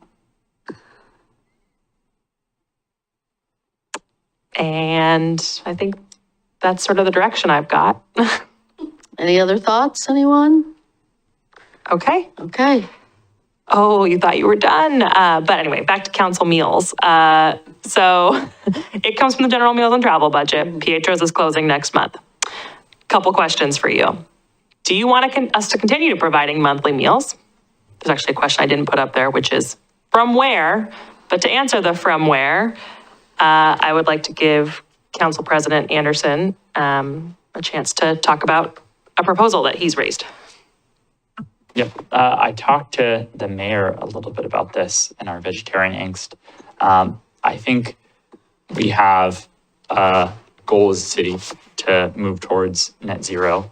And I think a component of that is our carbon emissions that we produce in our food that we buy. We already have procurement rules that say we can't buy alcohol with city funds for a host of reasons. And I think that something that I would be interested that we discuss and consider is a proposal for saying we won't purchase meat, or we could throw in other things as well that aren't earth friendly in our procurement for food at city functions as well.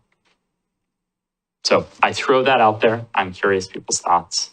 And if we want to maybe see a resolution that we could then discuss more.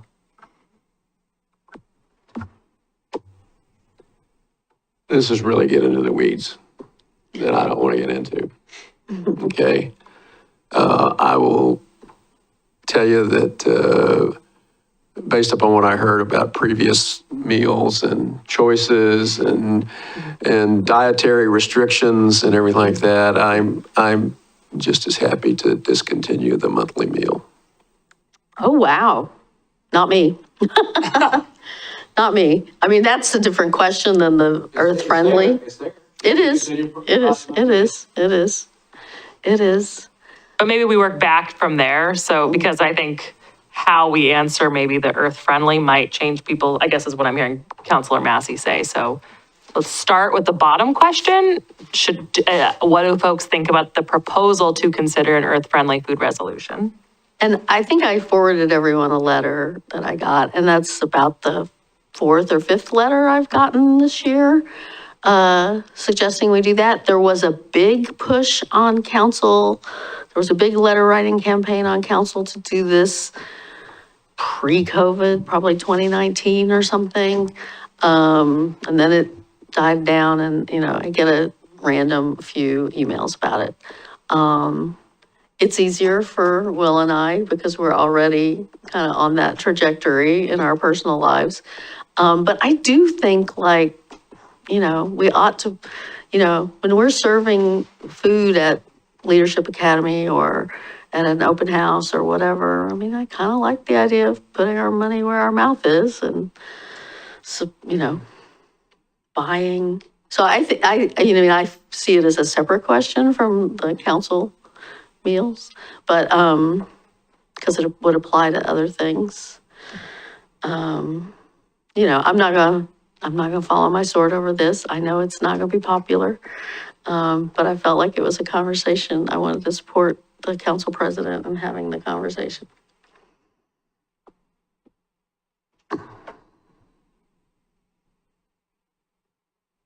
Yeah, I just think it's getting into,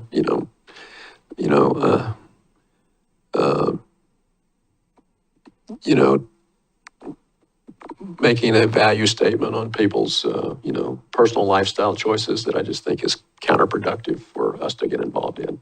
I salute everything you're doing personally, okay? Well, and But- maybe we need to do more education about the contribution of meats to greenhouse gases. I know all about it, okay? I'm sure I can learn something, but I've got a pretty good understanding of it. Yeah. I don't need to be educated. No. And I would compare this to, frankly, our procurement rules around alcohol. There's no judgment on whether alcohol should or should not be purchased as an individual. I think it's a statement more on where we spend our public dollars, to the point about the last slide, like these taxpayer dollars convey kind of like the values that we set as a city. And one of our values is moving towards a climate-friendly future. With 18%, I've got the number, 18% of global greenhouse gases are caused from the production of meat. And I think that, separate from anyone's individual choices or values, the reality is that that is a clean, climate-friendly policy to adopt. And I think that we have a climate action plan that compels us to do those types of policies that are separate from what individuals in our community support. So that's, I think, why I think there's some benefit in doing something like this. If I could add one small piece from this, is the administration piece. And right now we have one person, Maddie, that does all the P-card and the reconciliations of all this. And I feel that if we were to move forward with this, it would put her in a tough situation of having to scan receipts to see, okay, is this a meat-related item or is it a vegetarian item? With alcohol, that's a different thing because on a lot of receipts, you can easily spot those out. I just think the administration piece would be a challenge for the city to do this. Do people submit and try and get reimbursement for alcohol? No, not for alcohol, because that's generally accepted that they don't. We look for it to make sure. Well, I mean, I guess in I would see audits. this being the same kind of honor system, that we wouldn't expect her to be the police. Yeah, I think Michael's bigger point is tomorrow is National Public Works Week. There is a luncheon being planned. There's a lunch being brought in for Public Works. That there will be a behavior change. It's the day of behavior change in the food waste thing and behavior change now. There would be a degree of some behavior change. So I think an honor system it's good to hear you say that, because I do think asking Maddie, you need to now deny purchases that people have made on P cards if you see a pepperoni pizza would be challenging. And they're probably, and I don't think I feel good putting that on my staffer. We're very literal people, so we like to follow the rules. Yeah, I think your example of the dinner tomorrow is a distinction from an individual goes out and scans with their P card and buys a piece of pepperoni pizza. Oh, well. But for larger events that are planned, I think it's easier to do things more intentionally. I think that helps cause the culture change that you don't see individuals purchasing those things on their government-funded P cards.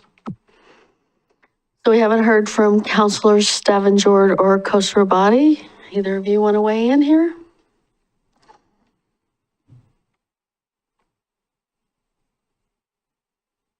Yeah, I don't know. I'm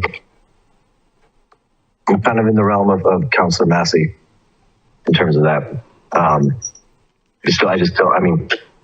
understand what the goal is. I just don't know,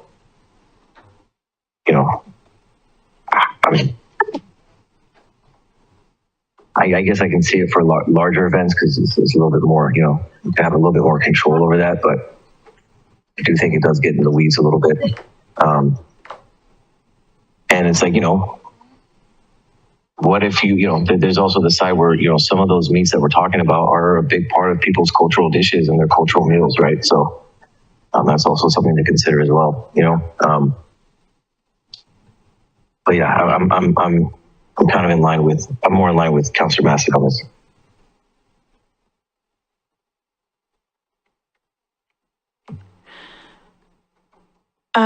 What's the name of the organization that's promoting the resolution? I'm assuming that others got the email. I mean, it's part of like a movement to get local governments to pass these resolutions, yes? I brought this up actually before He did. the email came in. And I don't even know if they sent the email to me. The email, there's no signature, but the email address is everyactionadvocacy.com. Okay, great, got it. Because I talked with a group, I don't know, a couple of years ago about this and really like getting into the mechanics of what it would look like. And it sounds like what they're interested in is a preference, to select certain foods that are more vegetarian. And I mean, I think preference versus policy, that might be where the solution lies. But I don't know if it necessitates a policy. The other thing that comes to mind for me is that we really try to buy and align catering with local small businesses. And I actually can't think off the top of my head at 10:15, how this would have an impact on local small businesses and their ability to provide food or be able to respond to the like amount of food that might be ordered for like a city-sponsored event. So anyway, I would say if you are responsible for putting an event together and would like to have an earth-friendly preference for a menu, then that sounds great. I'd be happy to go along with that, but I don't think that it requires a resolution. And for monthly meal, I think that I really enjoy the time that we spend eating together. I don't need the city to pay for my food to do that. I'll plan ahead and bring something, but I really enjoy spending time with you all.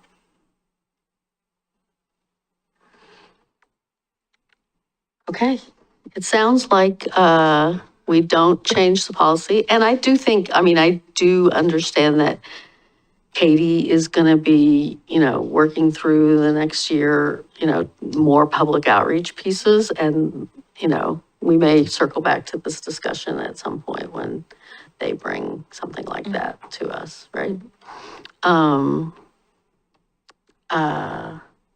Yeah, and I will say, this last round of letters has just been, I think it's one of those sites where people can generate letters. But there have been some more concerted groups, like I said, that approached council, some years back. Okay, so are we done with that one? Council meals. So yes, because Pietro's is going away. So I've now heard, I guess, from one person, no need for new meals. Massey, I think it was no if we pass the earth-friendly resolution, but I guess, would you guys? Mine is more widespread. In general, I just don't want, Pietro's was easy. I'm concerned that now that Pietro's is not going to be easy, and we've got all these wonderful choices down there, you're just going to be bombarded with, but I can only eat this, and I can only eat that, and I need this, and I prefer this, and I don't want us to go that route because that was what sabotaged that previous round. And so I like Rebecca, I enjoy having a meal and talking to people, but, I can bring a meal. And for the record, I ate a salad tonight. The break room. I witnessed it. See, I was going to say, I don't think we go to the break room on the second meeting. Well, we only go when there's pizza. I did. I welcome you there. Yeah. Challenge accepted. Yeah. Well, I'm fine either way. I like having the pizza because I don't order pizza at home. Pizza was one of the, I mean, when it was so hard before and there were all the dietary restrictions, actually pizza would never have flown then because that was somebody's, you know, we had a gluten-free person. Yeah, again, I'm not gonna, and Councilor Kosher-Body doesn't really seem to eat the pizza with us, so I like the idea of, you know, if people will commit to bring in food and go into the break room, then I'm fine with that. I might make this pitch. This is one of the council meetings that I remember watching back when I was still running.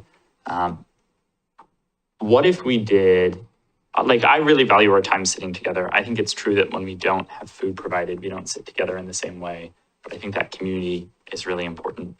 What if we offered food to everyone who came to our city council meetings? It looks like we still have, we've spent $1,800 in our budget so far. We have $10,000 allocated for food. It seems like we have a little more wiggle room.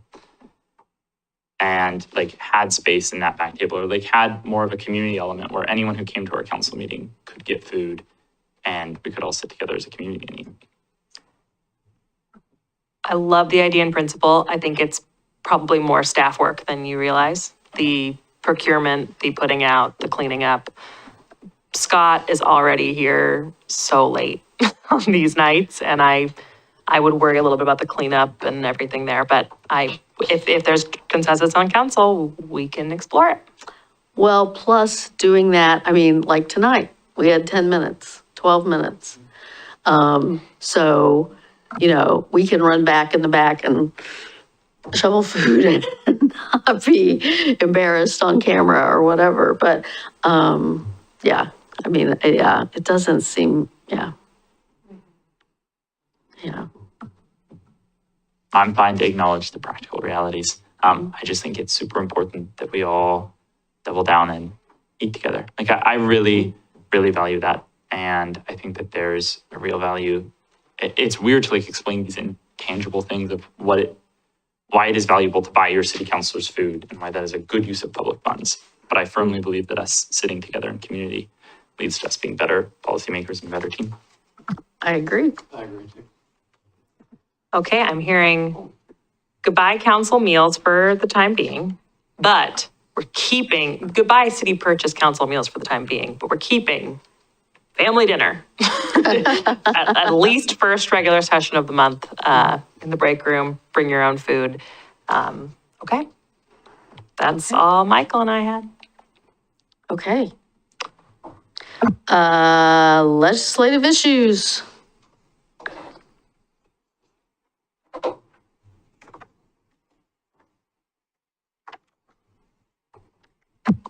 This says I'm leading it. We told Nikki not to make a PowerPoint. So I did make a PowerPoint.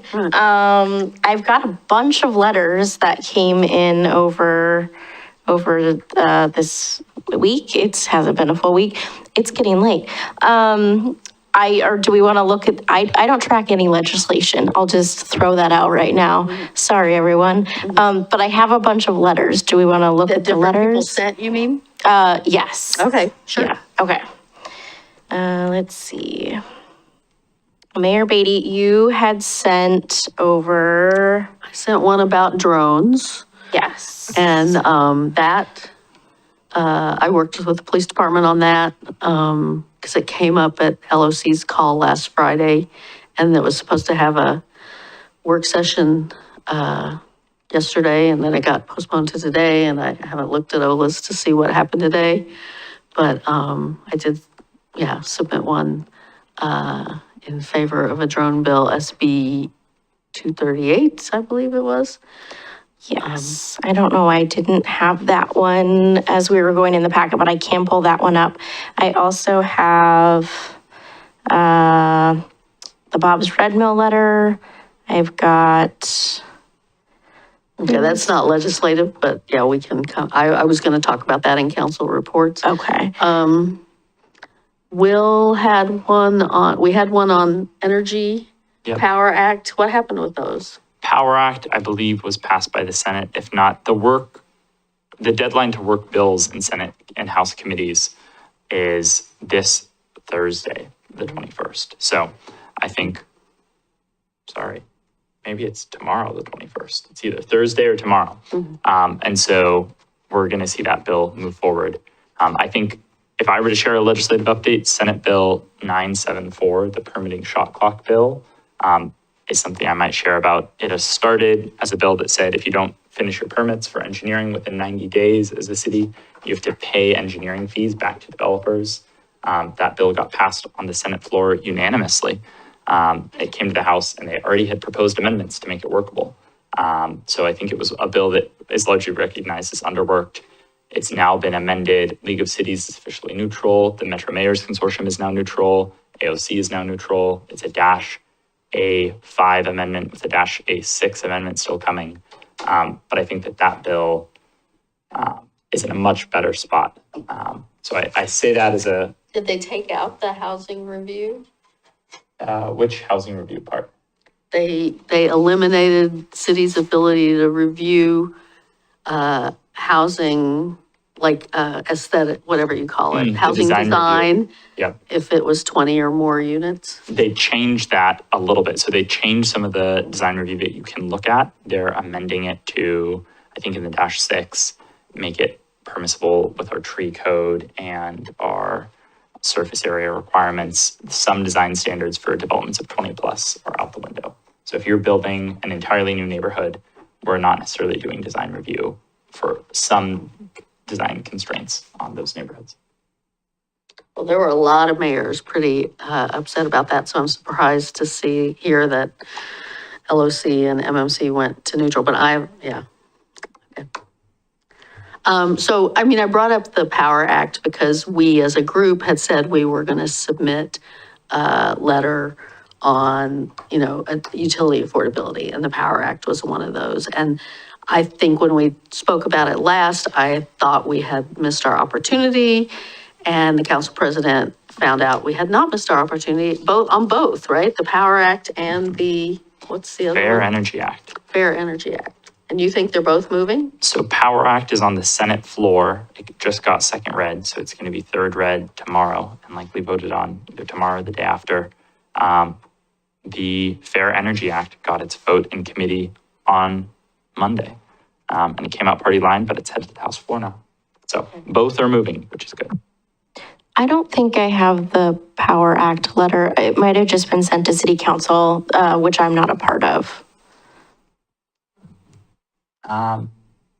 Not sure. I didn't send it to City Council. I sent it to legislators. So okay. Part of it.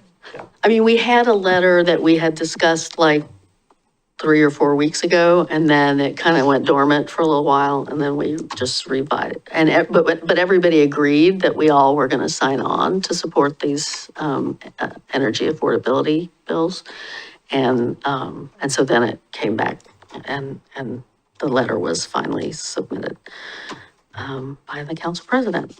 Yeah. Was it this one? No? Yeah. Yeah. Yep. Okay. Yeah.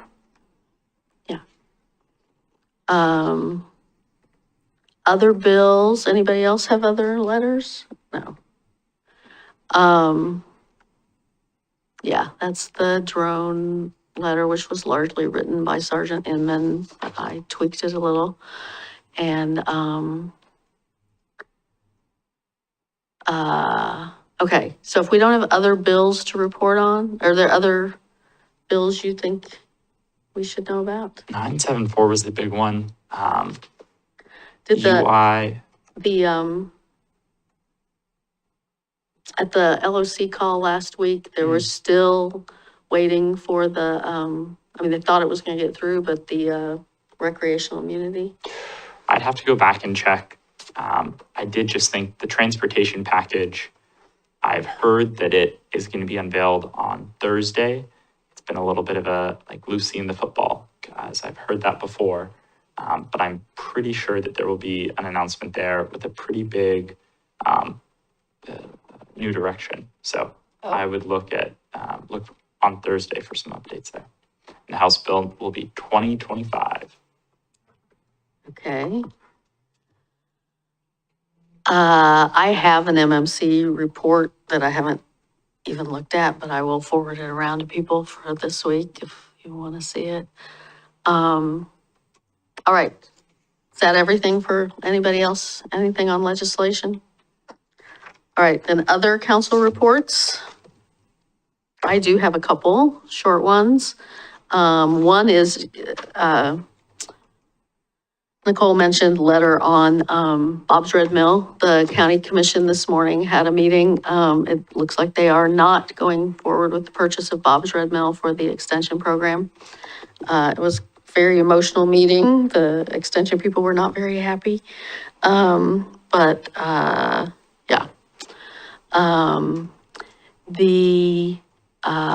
So that appears to be dead, and it, part of why it became this super quick turnaround thing was that Bob's Red Mill supposedly has another buyer. So it will be curious to see who comes out, who turns out to be the other buyer. I wanted to make sure people were aware that we have a new gallery downtown on Jefferson Street next to the old Ovation, operated by she created a nonprofit, but one of our ESC members, Siona Belai, opened this gallery, and she's got a lovely exhibit up there now. I encourage people to go by. And of course, Liz starts Circus Gallery in the old City Hall. Should be opening soon too. So maybe we're going to become a gallery town. Board and committee recruitment, I just want to thank everybody. I think it's been a stellar year. We've had great candidates. It's been hard on many of the committees to make the choices. I want to especially thank Robert, who has filled in when other counselors have been unavailable and done probably more than his fair share. I did want to mention, since you have worked with our youth members, we do look like we're going to appoint a new youth member to the library board. I think that's the only one, although we have a Parks Board one that Emma and I are discussing. I'd like to discuss that one. Okay. I'm all in. Okay. Anyway, I just wanted to thank folks for that and give a general update. There's still a few boards to go. Some are being done this Saturday, and then there's still, I think, 2 more after this week. Also, just an FYI, and we talked about budgets and training and conferences. The LOC conference is going to be in Portland this year in October or early November. I'm not sure which. And so it's easy to do. You don't have to leave home. You don't have to go somewhere and stay in a hotel. I did work with some of the climate advocates to pitch a panel on how cities can move toward regulating building emissions. I worked with another mayor and a couple of other people. We'll see if LOC goes for that panel. Northwest Natural is quite often a donor to the conference, so there probably will be some resistance to that, but we will see. I think that's it for me for council reports. Anybody else? Well, yeah, the letter to the county board about the cuts to the Milwaukie yes. Community Center, I did not see it in the package. Did it not make it? Yeah, no, it didn't make it before the packet went out on Friday, but I do have it. I can pull it up right now and it'll go in the packet when I repost it tomorrow. Did people get a chance to look at it? Robert circulated it and then Nicole circulated it again. So has everybody been following the cuts to the budget for the community center? Yeah. Yep. Yeah, okay. So this was a letter, there is a red line, okay. Okay. Yeah, I was waiting for someone to talk me off the ledge and no one did, so I talked myself off the ledge. I read your first one, I'm not sure.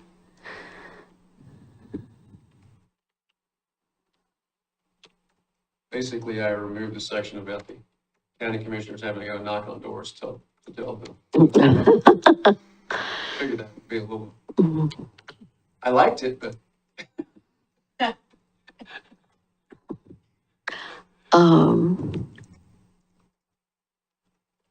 And the big change was we, in that new paragraph down there, is that we urge the commission to seek, all possible solutions.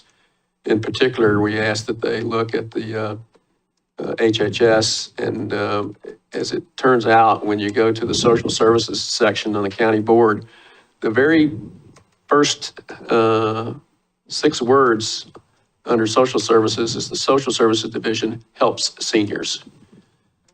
So we say if the NCPRD is struggling to support these long-standing services, and they've been doing it for a long time, it may be time to look to shift that responsibility, and that seems to be a county division with senior support in their mission statement. I like it. I like that last paragraph. I had not seen that. Oh, it's not the last paragraph. If I may, Councilman Massey, I was really hoping you kept that previous sentence in there. I'm sorry, what was that? I was really hoping you kept that previous sentence in there. I knew you'd appreciate it. Oh, I did. Thank you. I just want him to read the whole letter. I think it's great. I guess,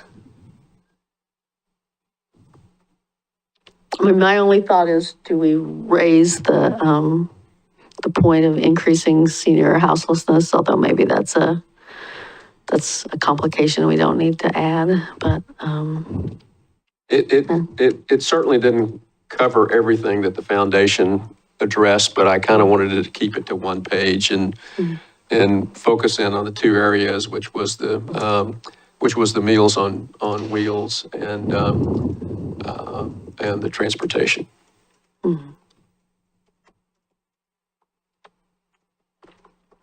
So thoughts?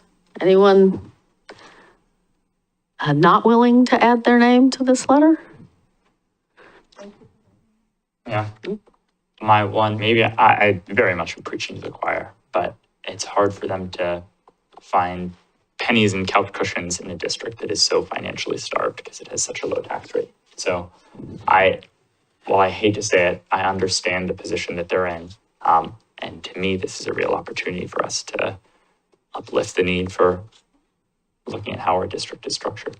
I don't think this is just funding from the district. This is supplemented by a county general fund through the social services division. I eat my words. It has not traditionally been, they get grants. There are grants that funnel through social services.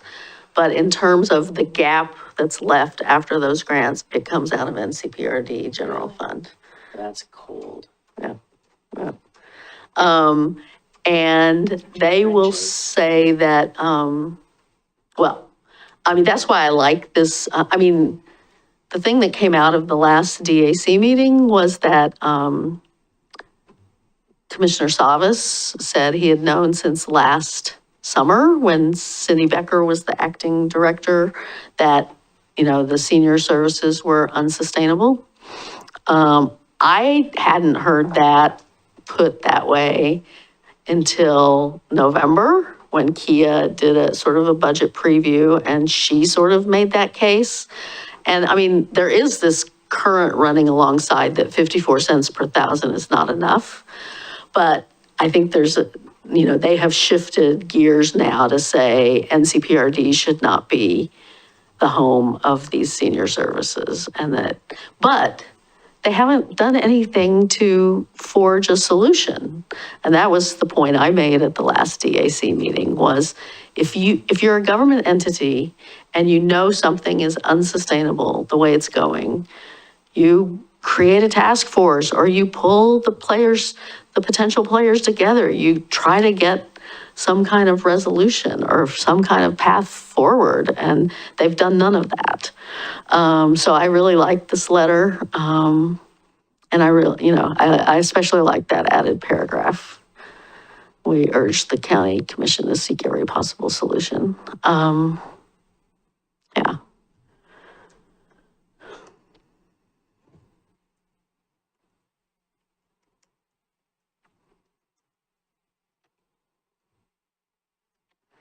Is So the question is, does everyone want to sign on or, I'm happy to sign on. okay. Councilor Kosrabati? Heck yeah. Okay, great. Good job. All right. I'll get that formatted tomorrow and get the signatures on it. And then, do you want me to send it back to you, Robert? Are you sending that or? Okay. Oh, so you want Nicole to send it? You want staff to send it to them? Oh, give me the points you're making, I'm not sure. Well, the letter will be signed by all of us, but who actually conveys it? Do you want to convey it? Do you want me to convey it? Do you want the staff to convey it? You're talking about it in an email? Yeah. Emma can convey it. I think it has more function. You convey it. Okay, I'm happy to do that. I mean, am I wrong there? Or do you think it I'm not matters? all their favorite person, but I'll convey it, yeah. Okay. I think it's good for them to hear from Okay. somebody other than me, since they heard from me on Bob's Red Mill. Okay, all right. Yeah.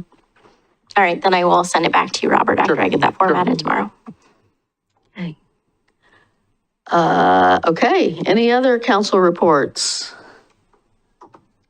Any other business? The one thing I might say is in C4, we discussed putting out a letter on the RAFA Step 2 projects with 3 prioritized asks, the second of which is the railroad project.